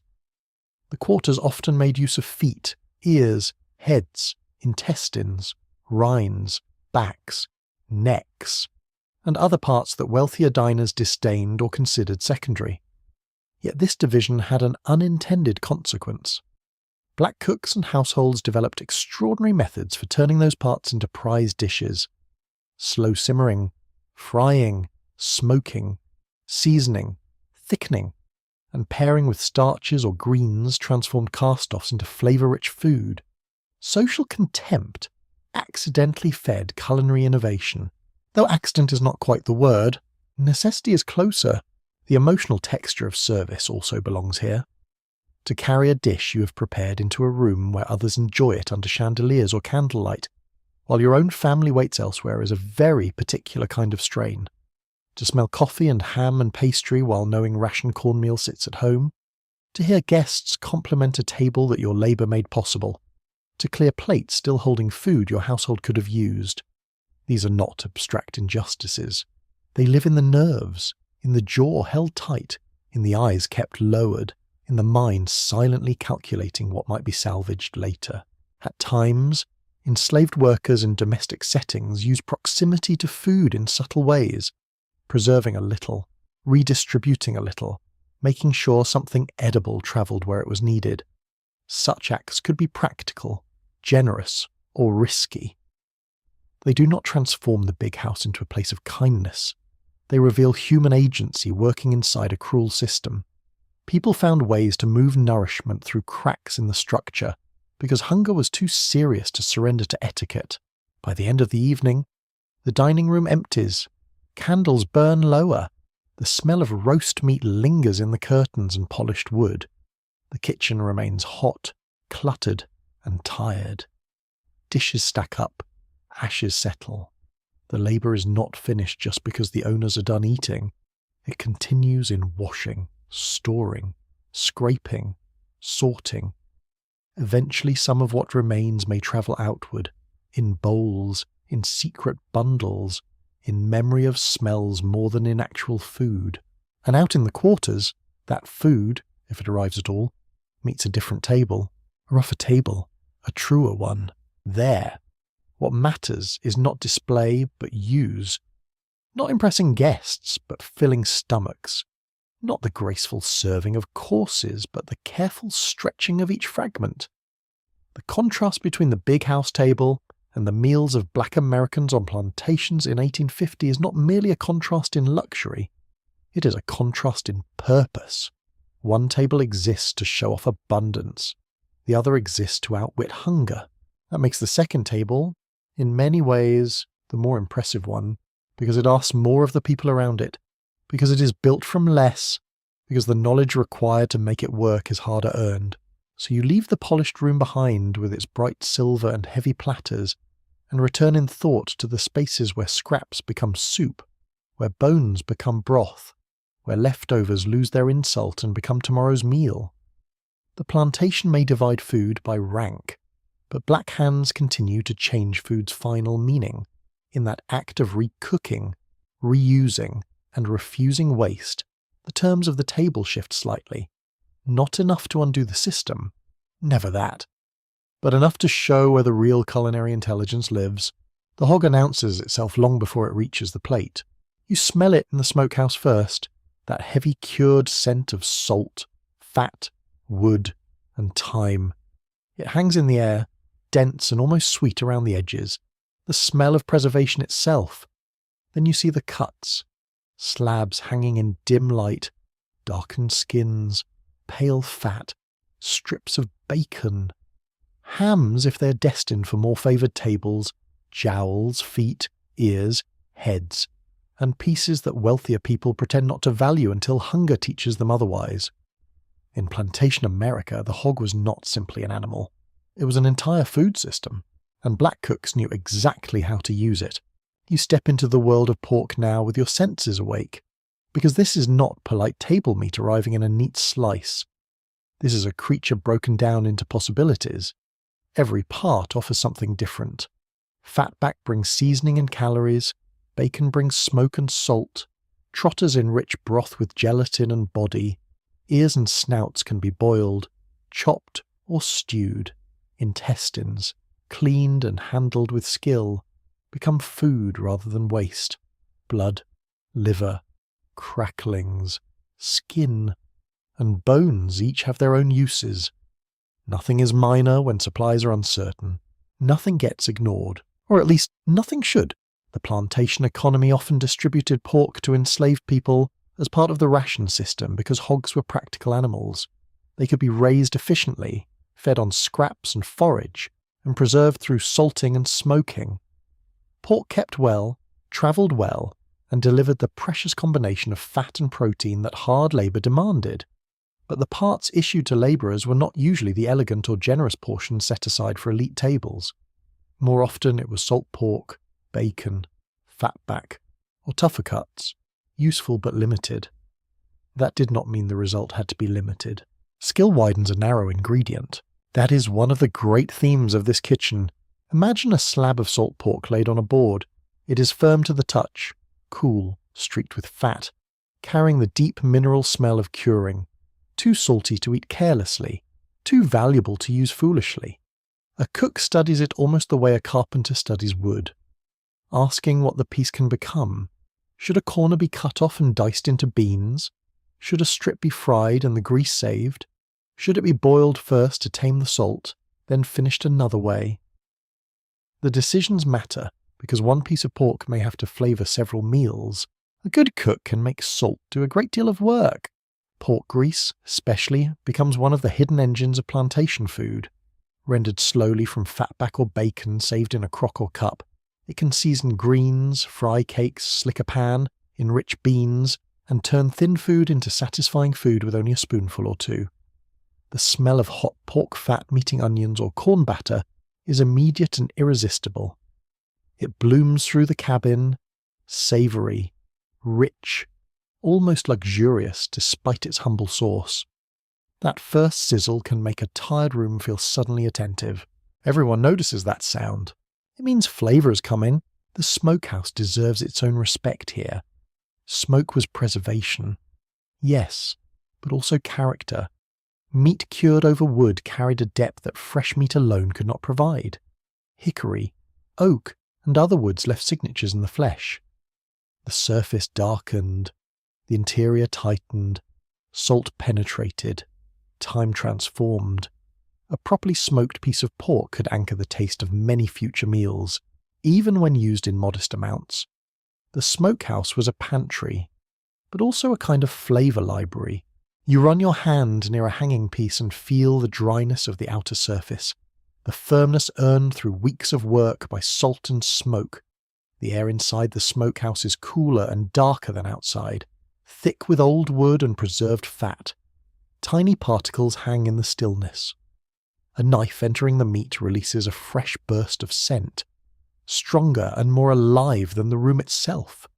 This is food that has waited, and waiting matters, because fresh meat is fleeting, preserved meat stretches time. Hog killing season, often in colder months, could become one of the most important food moments of the year. Cooler weather helped prevent spoilage. Communities worked quickly and intensely to slaughter, clean, cut, salt, smoke, and use the animal before anything valuable was lost. There was labour everywhere, scraping hair, rendering lard, cleaning entrails, cutting joints, salting slabs, stirring kettles, managing fires. The smells would have been powerful and unforgettable. Blood, hot water, singed hair, fresh flesh, smoke, and boiling fat. Not delicate, certainly, but serious and productive.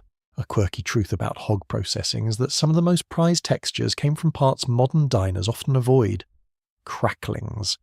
Those crisp browned bits left after rendering fat could be eaten as they were, mixed into cornbread, or scattered through dishes for both flavour and texture. Their crunch, salty and rich, brought pleasure as well as calories. In a food world where softness and mush could dominate, a crackling in the mouth was an event, a small joyful noise, a sudden crispness, a reminder that texture matters too. Lard deserves attention as well.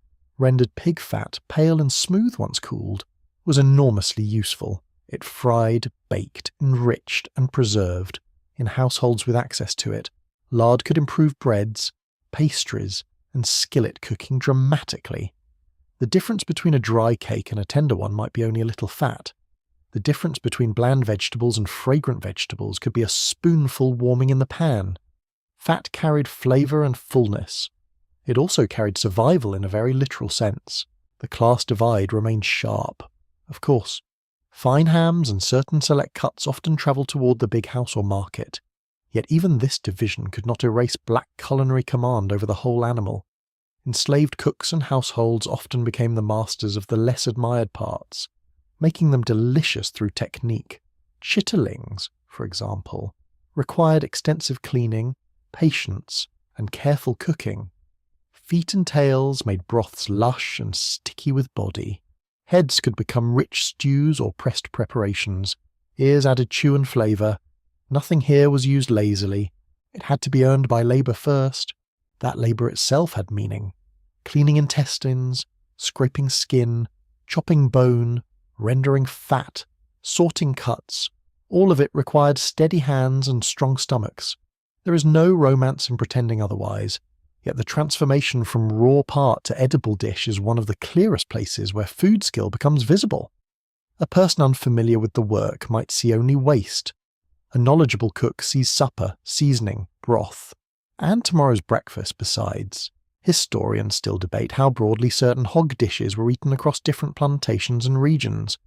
Because terminology shifts, records are patchy, and food names change over time. One person's head cheese may be another person's souse. One record may note bacon, where another simply says pork. Oral traditions preserve a great deal, but even oral tradition bends to local habit. The larger truth, though, is unmistakable. Black foodways on plantations extracted astonishing value from the pig in ways that later became central to Southern and African American cuisine. You can hear that legacy in the kitchen as much as taste it. The knife thudding through bone, the spoon stirring peas with a pork rind, the skillet spitting when a slice of fatback meets hot iron, the lid lifted from a pot of greens seasoned with smoked meat, the crackle of frying skin, the quiet concentration of hands trimming away what cannot be used and saving what can. Each sound says the same thing. This is not wasteful cooking. This is deeply attentive cooking. Now imagine the meal itself. A pot of collards or mustard greens simmered with pork until the leaves soften into dark silky folds and the broth turns glossy. The smell is earthy and smoky, with a richness that settles low in the room. Or black-eyed peas, tender and creamy, carrying little cubes of meat and the flavour of long simmering, or corn cakes fried in a little lard until the edges crisp and brown, or a stew built from feet, onions, and whatever vegetables the household can gather, the broth thick and almost sticky from collagen. These dishes ask to be eaten slowly, not because anyone has leisure, because the body registers the depth at once. Pork also shaped the emotional tone of meals. A bowl of plain meal fills. A bowl touched by smoked meat comforts. That difference is not trivial. Smoke and fat create the sense that a meal has been tended, deepened, made whole. Even a tiny amount can make the household feel less at the mercy of mere volume. Flavour does not replace quantity, of course. Nobody can live on aroma alone, but flavour gives dignity to eating.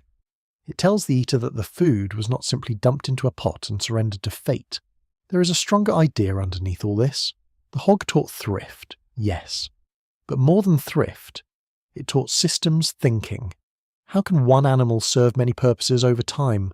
Fresh meat today, salted meat next week, rendered lard for cooking, cracklings for bread, bones for broth, skin for texture, less admired, cuts for special dishes.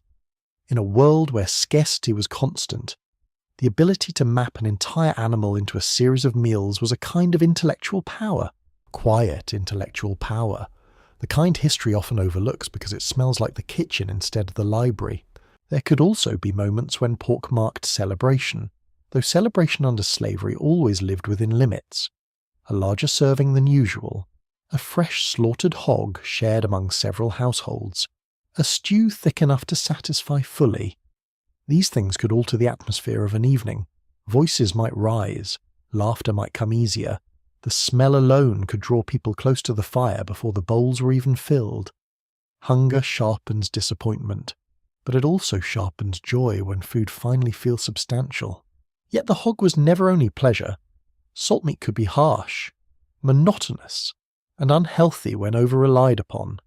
Preserved cuts might be rancid or poor in quality. Excessive salt burdened bodies already strained by labour and heat. Some evidence suggests that planters leaned heavily on pork because it was efficient to distribute, not because it created balanced nutrition. So even here, where the pig seems almost heroic in the kitchen, there is ambivalence. The ingredient is valuable. The system assigning it remains cruel and calculating. That distinction matters. You can admire the craft without excusing the conditions. As the meal comes together near the hearth, the room fills with pork's many forms: smoke, salt, fat, crispness, broth. The fire catches glints of grease on the spoon. Steam dampens your face. The smell of greens and meat mingles with cornmeal and wood smoke until the cabin itself feels wrapped in supper. Outside, night presses softly against the walls. Inside, the bowl in your hands carries one of the most important truths of plantation food. Survival often depended on using every possible part of what the world offered, and no animal rewarded that knowledge more fully than the hog. So you eat slowly enough to notice the silky greens, the tender bean, the sudden chew of smoked meat, the richness left by rendered fat, the crisp surprise of crackling, the way even broth clings a little more heavily to the spoon when pork has been in the pot. This is hard-won flavour, built from preservation, patience, and refusal to waste what others might discard. And in that warm, smoky bowl, you taste the skill of people who learn to turn an entire animal into nourishment, memory, and endurance, one carefully used piece at a time. The rarest ingredient on the plantation is not sugar, or coffee, or spice. It is ease, not complete ease, never that. But a brief loosening of the usual strain, a Sunday afternoon with a little more time, a wedding supper gathered from many hands, a harvest moment when food feels fuller than usual, a Christmas period when some plantations allowed extra provisions or work rhythms shifted just enough for households to breathe.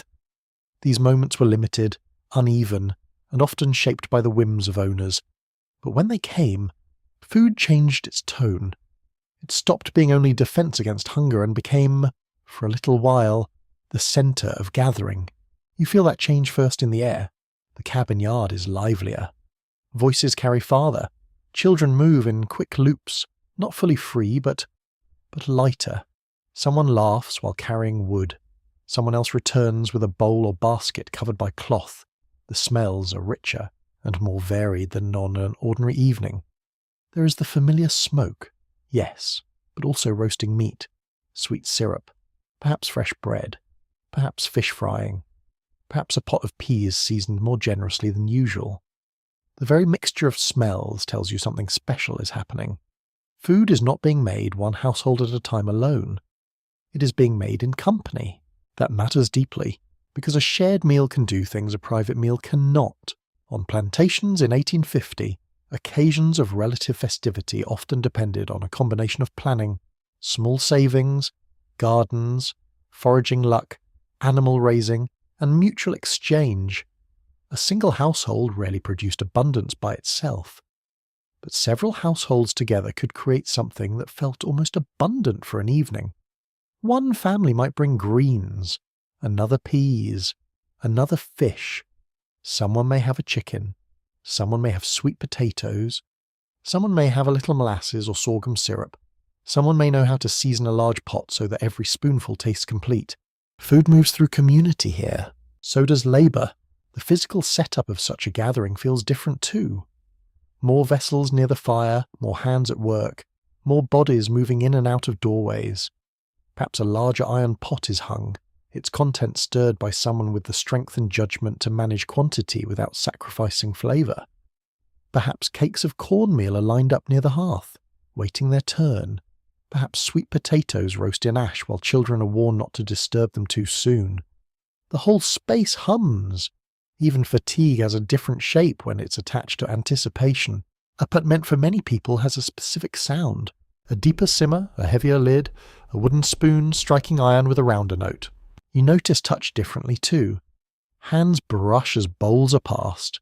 Shoulders bump near the hearth. Warm dishes travel from person to person. A child's fingers sneak toward a cooling crust and are gently redirected. The room grows hot from bodies as much as from fire. Clothing holds the smell of smoke and food. Hair catches it too. By the end of the evening, everyone will carry that scent away as a kind of evidence that something fuller than usual happened here. Celebration food did not necessarily mean luxury in any formal sense. It often meant simply more, or better balanced, or more varied.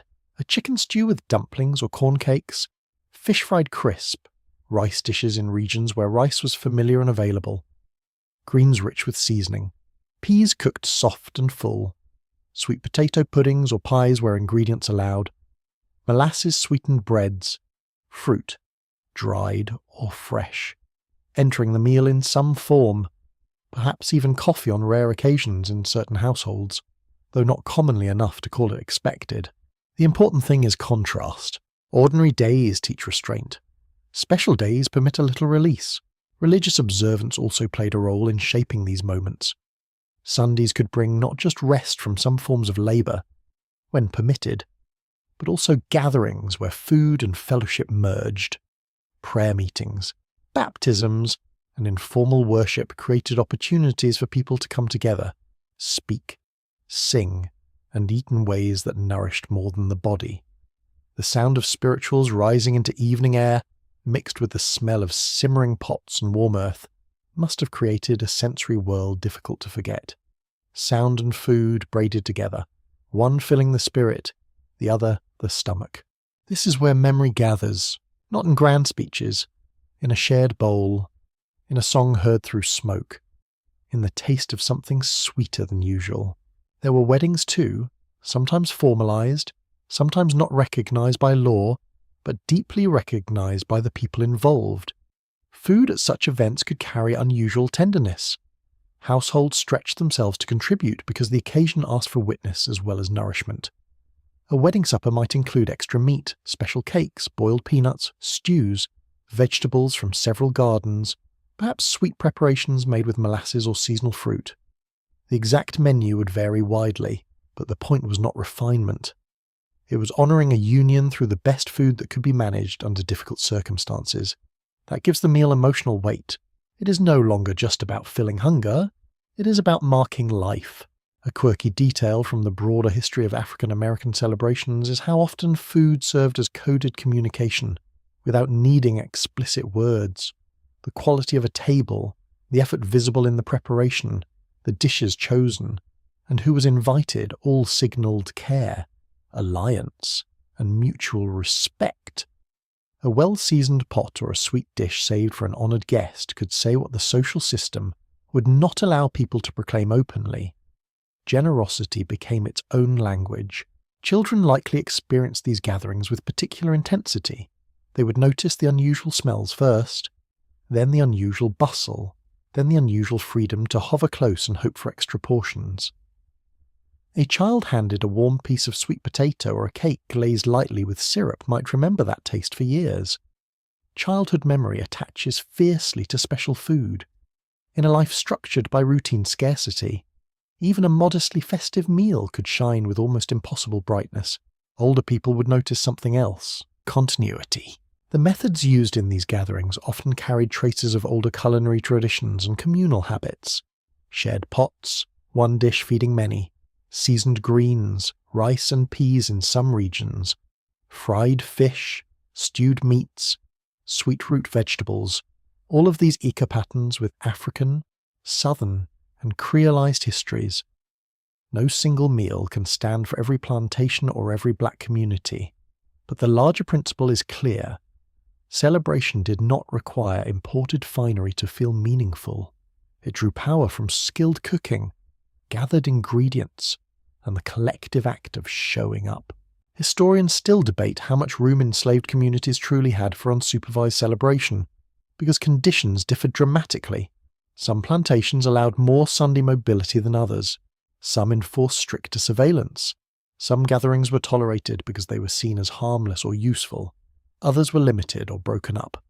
The evidence also shifts with region and crop system.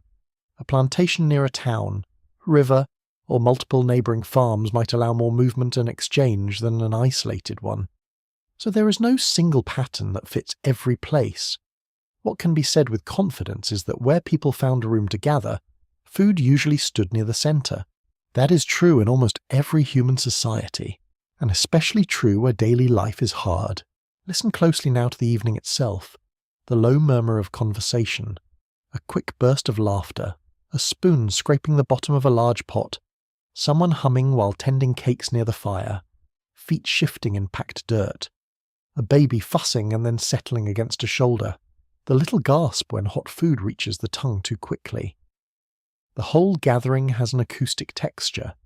It sounds fuller than an ordinary night, fuller in the room and fuller in the chest. Smell follows sound.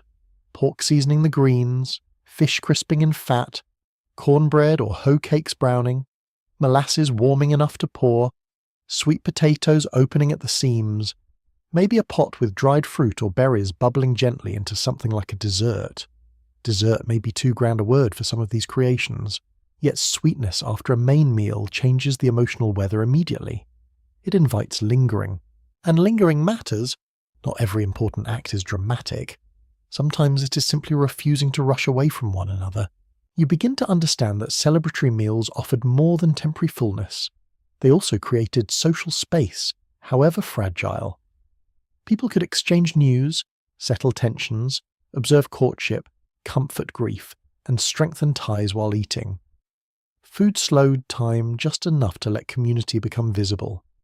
In the normal grind of plantation life, everyone is often pulled apart by labour demands. At a gathering table or around a shared fire, those scattered lives briefly draw together. There may even be music, a fiddle if one is available. Hands clapping rhythm softly at first and then stronger. Voices weaving through a familiar spiritual or dance tune depending on the moment and the company. The body, fed a little better than usual, responds differently to rhythm. Weariness does not disappear, but it loosens its grip.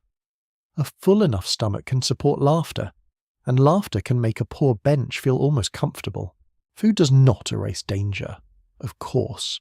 Celebration under slavery is always bordered by caution. Someone listens for hoofbeats or footsteps. Someone remains aware of how late it is.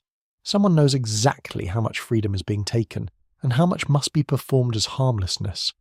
But that tension does not make the gathering less real. It makes it more impressive. Joy exists anyway. Care exists anyway. Recipes are made anyway. Songs rise anyway. That stubborn anyway may be the heart of it. A shared festive dish often carries more seasoning than an ordinary one, not just because more ingredients are available, but because the cook has reason to lean into pleasure.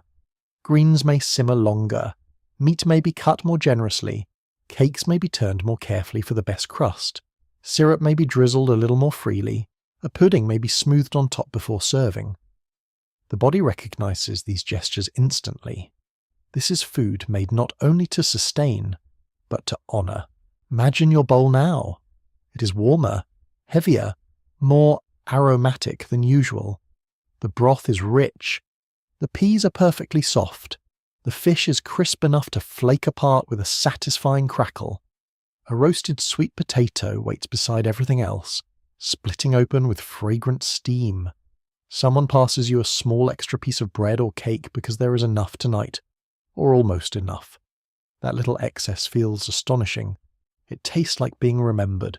And then perhaps, after the main meal, something sweet. A spoonful of molasses over cake, a bit of fruit cooked down, a pudding made from sweet potatoes, something simple, but enough to signal that this evening is not ordinary. These moments of shared food also help to preserve cultural meaning. Dishes repeated at weddings, holidays, worship gatherings, or rare Sundays of rest began to carry associations beyond their ingredients. They became memory devices. Taste one thing, and remember a voice, a hymn, a person, a season. Food is excellent at that. It stores emotion quietly until the tongue unlocks it years later. So the plantation evening, usually governed by fatigue and careful rationing, softens for a brief span into something fuller.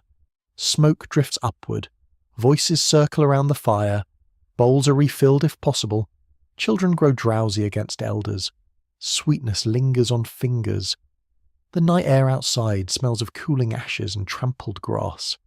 Inside, the room holds warmth, food, and the undeniable fact that people have managed despite every limit placed upon them, to create a gathering worth remembering. And in that rare fullness, in that shared labour turned into shared pleasure, you taste how food on plantations could sometimes become more than survival.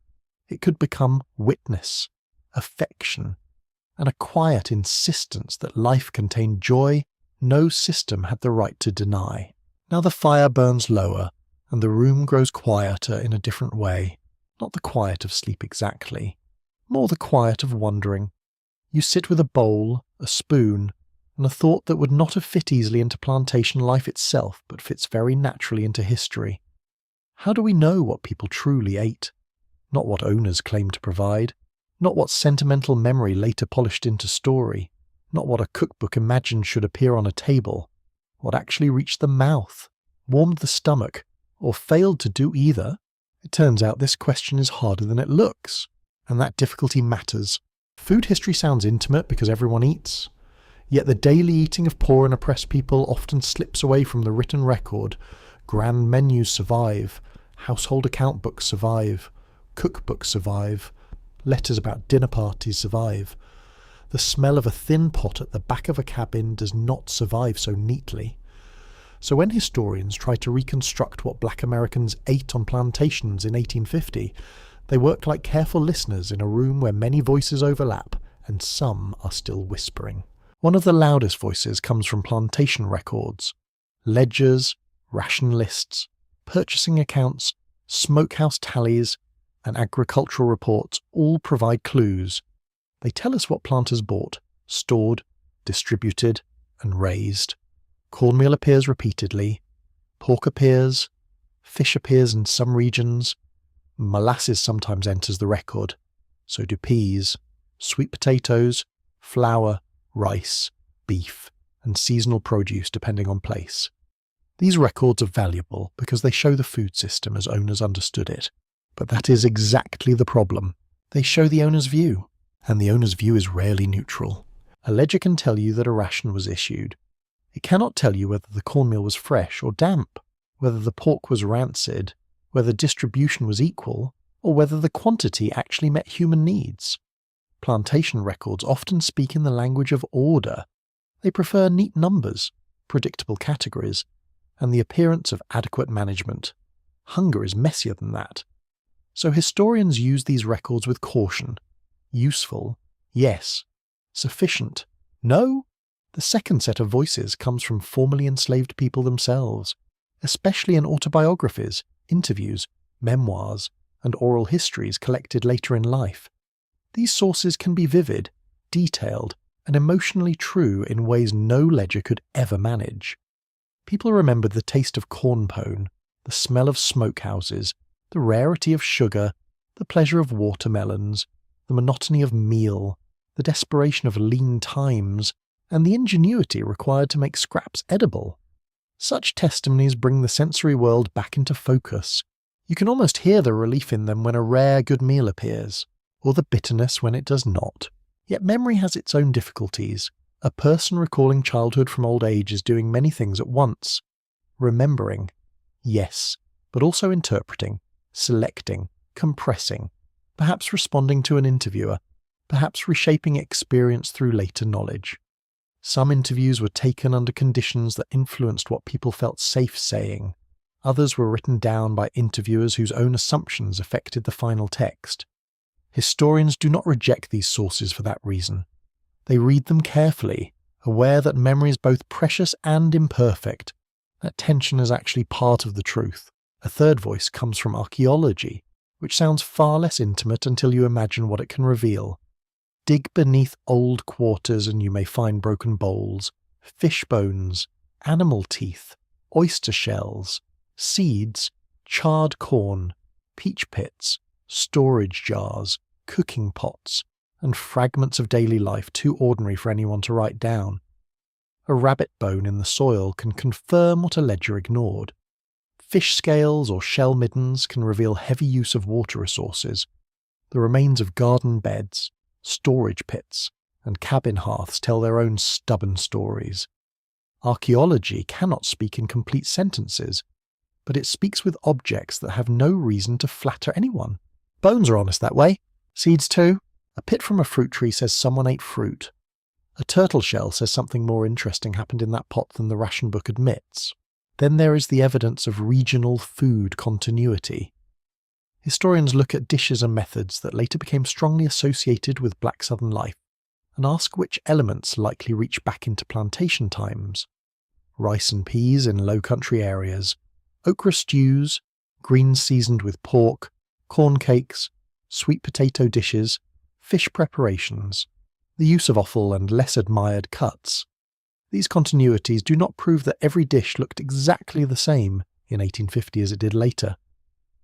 Food changes constantly, but they suggest pathways of adaptation and survival through which earlier practices endured. This is where scholarship becomes almost detective work. You compare tools, ingredients, geography, oral memory, and later tradition. Then you ask which patterns hold, which are local, which may have been imported from another time or place, which are likely older than the paper trail that first notices them. Historians also examine plantation medicine and physical descriptions, accounts by doctors, travellers, reformers, and observers sometimes comment on the health of enslaved people, their visible nutrition, or the food they were said to receive. These accounts can be revealing but also deeply biased. Some observers minimize suffering, others exaggerated conditions to serve political arguments. Some noticed what they wanted to notice. The body itself, however, left clues.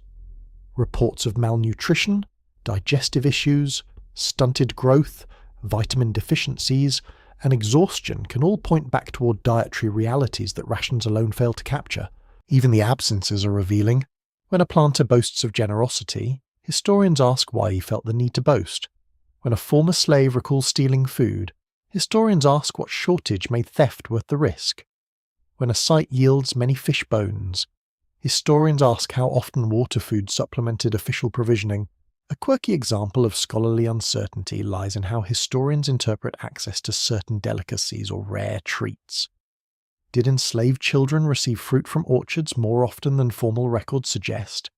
How common was sorghum or cane syrup in some regions for people in the quarters? Were particular wild greens everyday foods or seasonal emergencies? The answer is often yes in one county, maybe in another, and not at all somewhere else. Plantation America was not one giant kitchen run on a single menu.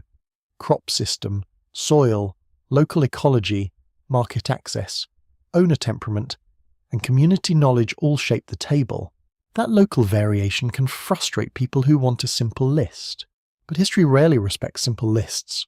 Scholars also argue about agency, which is another way of asking who shaped the diet most decisively.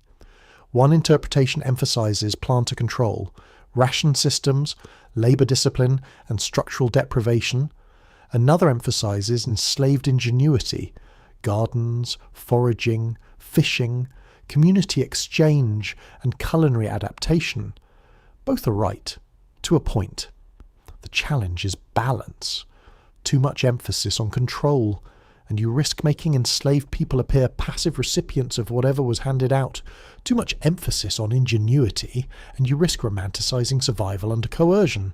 The truth is harsher and more interesting. People were constrained. People were creative. Both things happened at the same time. That is one reason food history resists easy storytelling. A bowl of greens could be evidence of deprivation, because a ration was too thin to stand alone. The same bowl could also be evidence of knowledge, because someone planted, gathered, seasoned, and cooked those greens skillfully. A fish stew could reflect poverty in one sense, and abundance of local expertise in another. Interpretation depends on what question you're asking, and which evidence you have in hand. Notice the physical sensations of this uncertainty. It is almost like sitting in a dim room and seeing only parts of the furniture. The outlines are there.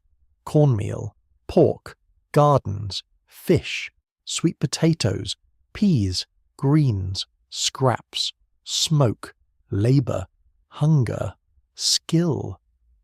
But not every face is clear. Not every recipe survives. Not every ordinary Tuesday left a trace. Historians work in that half-light, touching the edges of what remains. Sometimes smell helps scholarship too, at least imaginatively. If a site reveals fish bones and charred corn, you can begin to reconstruct a possible aroma. If a ledger records molasses and meal, you can imagine cakes sweetened just enough to matter. If a memoir recalls persimmons or hickory nuts, a whole seasonal landscape opens around the text. Sensory history matters because food is one of the few subjects where material evidence and bodily experience meet so directly. Taste is hard to archive. People try anyway. There is also the question of language. The names of foods shift over time. One household's ash cake might resemble another's pone. A term like pot liquor might not appear in the same form everywhere. Cuts of meat get labelled differently across records. The same ingredient may be called by local names that confuse later readers. Scholars must therefore become translators of old kitchens, careful not to assume modern categories fit neatly onto older habits. Even something as simple as bread can mean very different things depending on flour, method, and social setting. Another area of uncertainty concerns frequency. A formerly enslaved person may recall eating rabbit, possum, turtle, berries, or chicken. But how often? Weekly? Seasonally? Only when luck smiled? Memories often preserve the striking and unusual alongside the ordinary, which can make the rare seem common if you're not careful. Archaeology may prove that turtle was eaten at a site, but not whether it was a staple or a lucky evening. This is why historians cross-check constantly. No single kind of source gets the final word. That caution is not weakness. It is respect for complexity, in a strange way. The uncertainty itself honours the people who lived this history. Their lives were not orderly case studies designed for future researchers. They were lived under strain, movement, improvisation, danger, and change. Of course the archive is messy. The food was made in cabins, over outdoor fires, at creek banks, in gardens, in hidden exchanges, in service kitchens, and in memory. Much of it was never meant to become evidence. It was meant to get people through the day, and yet evidence remains, in the scrape marks on pots, in bones buried near cabins, in the repeated appearance of cornmeal across regions, in the remembered sweetness of roasted potato, in the persistence of dishes that later generations still recognized, in the very arguments scholars continue to have. You can almost picture them, leaning over documents and excavation reports, debating how much weight to give a ration list, how to interpret a fish hook, whether a remembered dish reflects 1850 or 1880, whether a garden was tolerated autonomy or forced supplementation. Those debates matter because they shape how we understand the daily humanity of people, too often flattened into abstractions. Food pushes back against abstraction. It asks practical questions. What was in the bowl? Who cooked it? Who got enough? Who did not? What did it smell like? What did it cost in labour? What did it mean to share it? By the time the fire is nearly down to coals, you realise something important.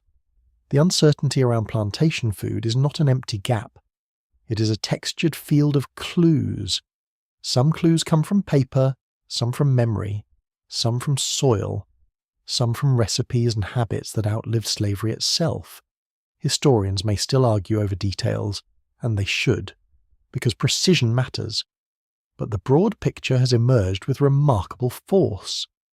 Black Americans on plantations in 1850 lived within food systems shaped by coercion, scarcity, adaptation, and profound culinary intelligence. So the scholar's question and the cook's question begin to meet each other. The scholar asks what happened, the cook asks what can be made from this. Between those two questions lies the history itself, still warm, still incomplete, and still deeply human. By the time you reach the last quiet hour of the evening, the question is no longer only what was eaten. It becomes what remained, not in the pot. In the culture, in memory, in the movement of hands around a cutting board, in the smell that rises from greens when smoked meat meets hot broth, in the way sweet potatoes still arrive at tables with a certain seriousness, as if carrying more history than their soft orange flesh can possibly hold. Plantation food in 1850 did not vanish when the meal ended. It left a trail through generations, and that trail is still warm. You feel the first hint of that legacy in repetition. Foods eaten under harsh conditions often remain because they are practical, familiar, and good when handled well. Cornbread persists, greens persist, peas persist, rice dishes persist where rice had deep roots. Fish remains central in coastal and river communities. Pork seasoning remains one of the great flavour signatures of southern black cooking. Sweet potatoes survive not just as necessity, but as comfort, celebration, a memory. Dishes born in pressure become dishes carried into freedom, though never without change. That change matters, because food does not stay frozen. It travels with people. It adapts when conditions shift. It keeps old meanings while taking on new ones. After emancipation, black communities did not step into a world of instant plenty. Poverty, labour exploitation, debt, land insecurity, and racism continued shaping what could be grown, bought, cooked, and shared. Yet within those constraints, the culinary knowledge built under slavery remained immensely valuable. Knowing how to stretch ingredients, preserve foods, cultivate gardens, fish local waters, season economically, and build flavour from humble parts remained essential in the decades that followed. Techniques learned in bondage could not simply be discarded once bondage ended. They became part of survival in freedom too, and beyond survival, they became identity. A pot of greens could still nourish, but now it could also express family style.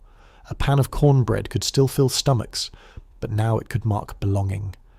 A table with peas, fish, yams, or stewed meats could still answer hunger, but also announce continuity. One of the most powerful truths about this legacy is that dishes born from scarcity did not remain merely symbols of deprivation. They became beloved, celebrated, defended, refined, passed down. A food can begin in hardship and still later become a source of pride. That is not forgetting the hardship. It is proof that people transformed painful inheritance into something sustaining, even beautiful. Black culinary history in America is full of that transformation. The senses carry it best. Listen to hot oil taking hold of fish in a pan. That sound belongs to generations. Smell onions softening into smoked meat before greens go in. That smell is almost historical on its own. Touch the coarse crumble of cornbread, the silky surface of peas cooked until tender, the sticky sweetness of syrup over warm cake, the soft collapse of roasted sweet potato under a spoon. These are textures of continuity. Taste remembers them even when words fail. The plantation also left another legacy, the deep understanding that food is never just ingredients. It is labour, hierarchy, resourcefulness, and community arranged into edible form.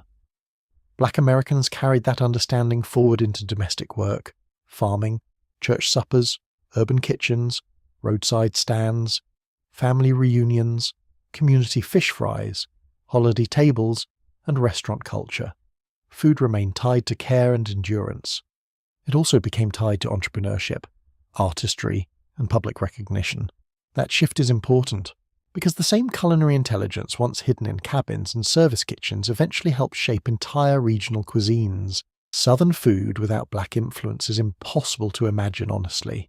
The seasoning traditions, ingredient pairings, frying techniques, stewing methods, rice knowledge, use of greens, comfort with offcuts, and flavour logic that define much of Southern cuisine were profoundly shaped by black cooks. Yet recognition has often lagged behind influence, just as plantation records favoured owners over cooks. Later food writing often borrowed black dishes while softening or obscuring black authorship. Names changed, credit drifted upward, the food stayed delicious. Historians still argue over how to name this legacy most accurately. Is it Southern food, soul food, African American foodways, low country cooking, Creole influence, country cooking, or all of these at once, depending on region and era? The debate is useful because names carry power. A broad label can unite traditions, but it can also flatten local distinctiveness. A narrow label can honour specificity, but risk missing the larger web of connection. What remains clear is that plantation-era food practices did not disappear into a historical footnote. They expanded, migrated, and helped define American eating more broadly than many people realize. There is a strange irony in that. Food once mocked as poor food became fashionable. Dishes once treated as leftovers became delicacies. Techniques once dismissed as rough became marks of authenticity. Consider pork again, not as ration alone, but as enduring culinary vocabulary. Smoked hocks in greens, chitterlings prepared for special occasions, cracklings in bread, slow-cooked beans seasoned with salt meat, tails, feet, ears, and lesser cuts reappearing as dishes of comfort and memory. These foods carry plantation echoes, yes, but also post-emancipation adaptations, regional preferences, migration stories, and family traditions. No dish remains unchanged over generations. Yet the line of inheritance remains visible if you know how to look. The same is true for gardens.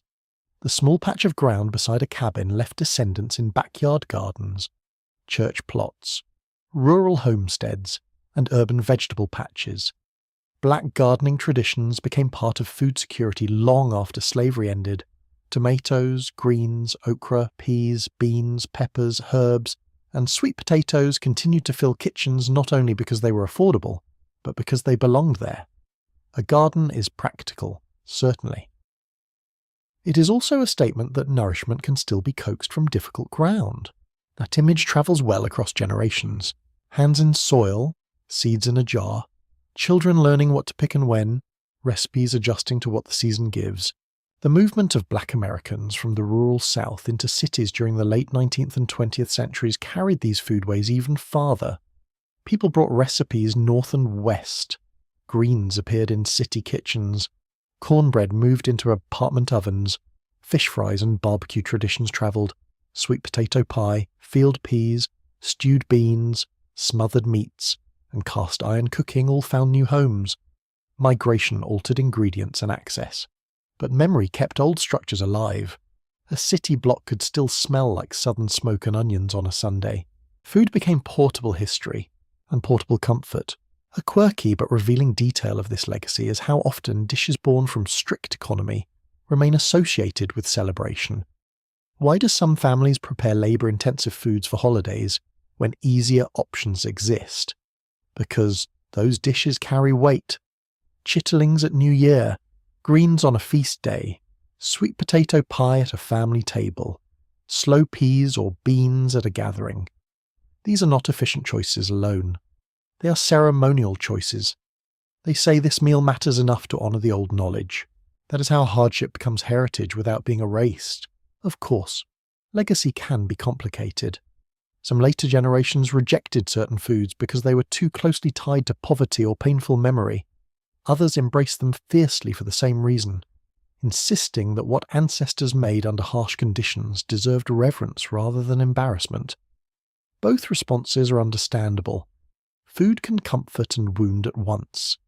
It can remind you of family love and social inequality in the same bite. Plantation foodways left that ambivalence behind as surely as they left recipes. The body holds some of this history without needing a lecture. A person tastes smoked greens and feels home before they can explain why. A sweet potato pie on a holiday table feels more serious than another dessert. Fried fish eaten outdoors with community sounds older than the paper plate holding it. Cornbread placed beside beans or stewed vegetables feels correct in a way that is partly taste, partly memory, partly repetition across generations. These are cultural instincts built slowly over time, and they are still alive. They live in black home kitchens, in family reunions, in church basements, in roadside barbecue smoke, in restaurants where menus finally name the traditions honestly, in cookbooks that recover voices once ignored. There is another kind of legacy too, the scholarly one. Modern historians, chefs, archivists, and descendants continue piecing together the food history of Black Americans under slavery with growing care and seriousness. They test old recipes, read ledgers against oral histories, study excavated seeds and bones, restore credit to cooks whose names were omitted. Ask harder questions about who shaped American food. This work does not return the lost years. It does something else. It makes the labour visible. Visibility matters, especially for kitchen labour, especially for black women, especially for the countless unnamed people whose hands built flavours others claimed. By now the cabin grows quieter, but the idea grows larger. What black Americans ate on plantations in 1850 was never only a grim catalogue of deprivation, it was that, at times, unmistakably. Yet it was also a source code for later cuisines, a training ground for endurance, and a place where culinary knowledge deepened under pressure. The bowls were often modest. The influence was not. That influence reaches all the way to modern American food culture. Without black plantation era and post-plantation foodways, the South would taste different. American comfort food would taste different. Holiday tables would look different. Restaurant menus would be poorer. The language of home cooking itself would be missing some of its deepest notes: smoke, slow simmering, greens softened to silk, cakes crisp at the edge, beans made rich through patience, sweet root vegetables turned celebratory. A nation has eaten from this inheritance, often without acknowledging it. Now imagine the final meal of the evening placed before you, not as a museum piece but as living history. Cornbread warm enough to steam when broken open, greens dark and glossy with broth, peas soft and earthy, fish or pork adding depth, sweet potato bringing sweetness that feels grounded rather than delicate. Perhaps a spoonful of syrup, perhaps not. The room smells of smoke, leaf, grain, and time. You lift the food to your mouth and taste not only survival, but transmission. This recipe stayed, this method stayed, this preference stayed, this way of gathering around a table stayed, even under tremendous pressure. People made food worth keeping. They made food that could travel from cabin to farmhouse, from farm to city, from private memory to public celebration. They made food that helped families endure one century and nourish the next. That may be the deepest legacy of all. Not merely that the dishes survived, but that they continued feeding bodies and identities long after the original condition should have destroyed both. The fire has settled to a patient glow now, and the room softens around it. The bowl grows lighter in your hands. Outside, the night air cools the ground, and the last kitchen sounds fade into a deeper hush. There is a tenderness to this hour. The food has done its work. The story has too, so you let the warmth remain a little longer.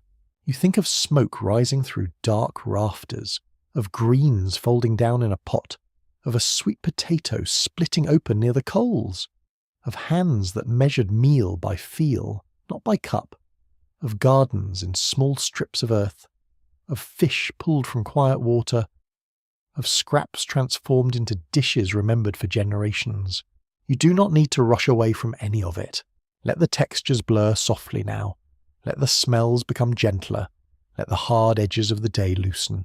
There is comfort in knowing that even in places built on cruelty, people still made nourishment, still shared what they could, still taught one another how to season, stretch, save, and gather. They left behind more than recipes. They left behind proof of care under pressure, imagination under limits, and flavour where the world expected only emptiness. The night grows deeper, the fire lowers, the bowls are set aside, the voices become murmurs, then almost nothing. Smoke lingers faintly in cloth and hair. A sweetness from roasted root seems to remain in the air even after the last bite is gone. And in that calm, you can rest with the quiet truth that these meals, however humble, carried whole histories inside them. They carried labour, memory, sorrow, wit, hunger, patience, and love. They carried tomorrow. They carried people through. Now the cabin settles, the earth cools, the stars watch without speaking. You let the warmth in your chest fade slowly into stillness, and the old kitchen, with its smoke and glowing coals and carefully tended food, drifts gently into the dark. End of script. Sleep well.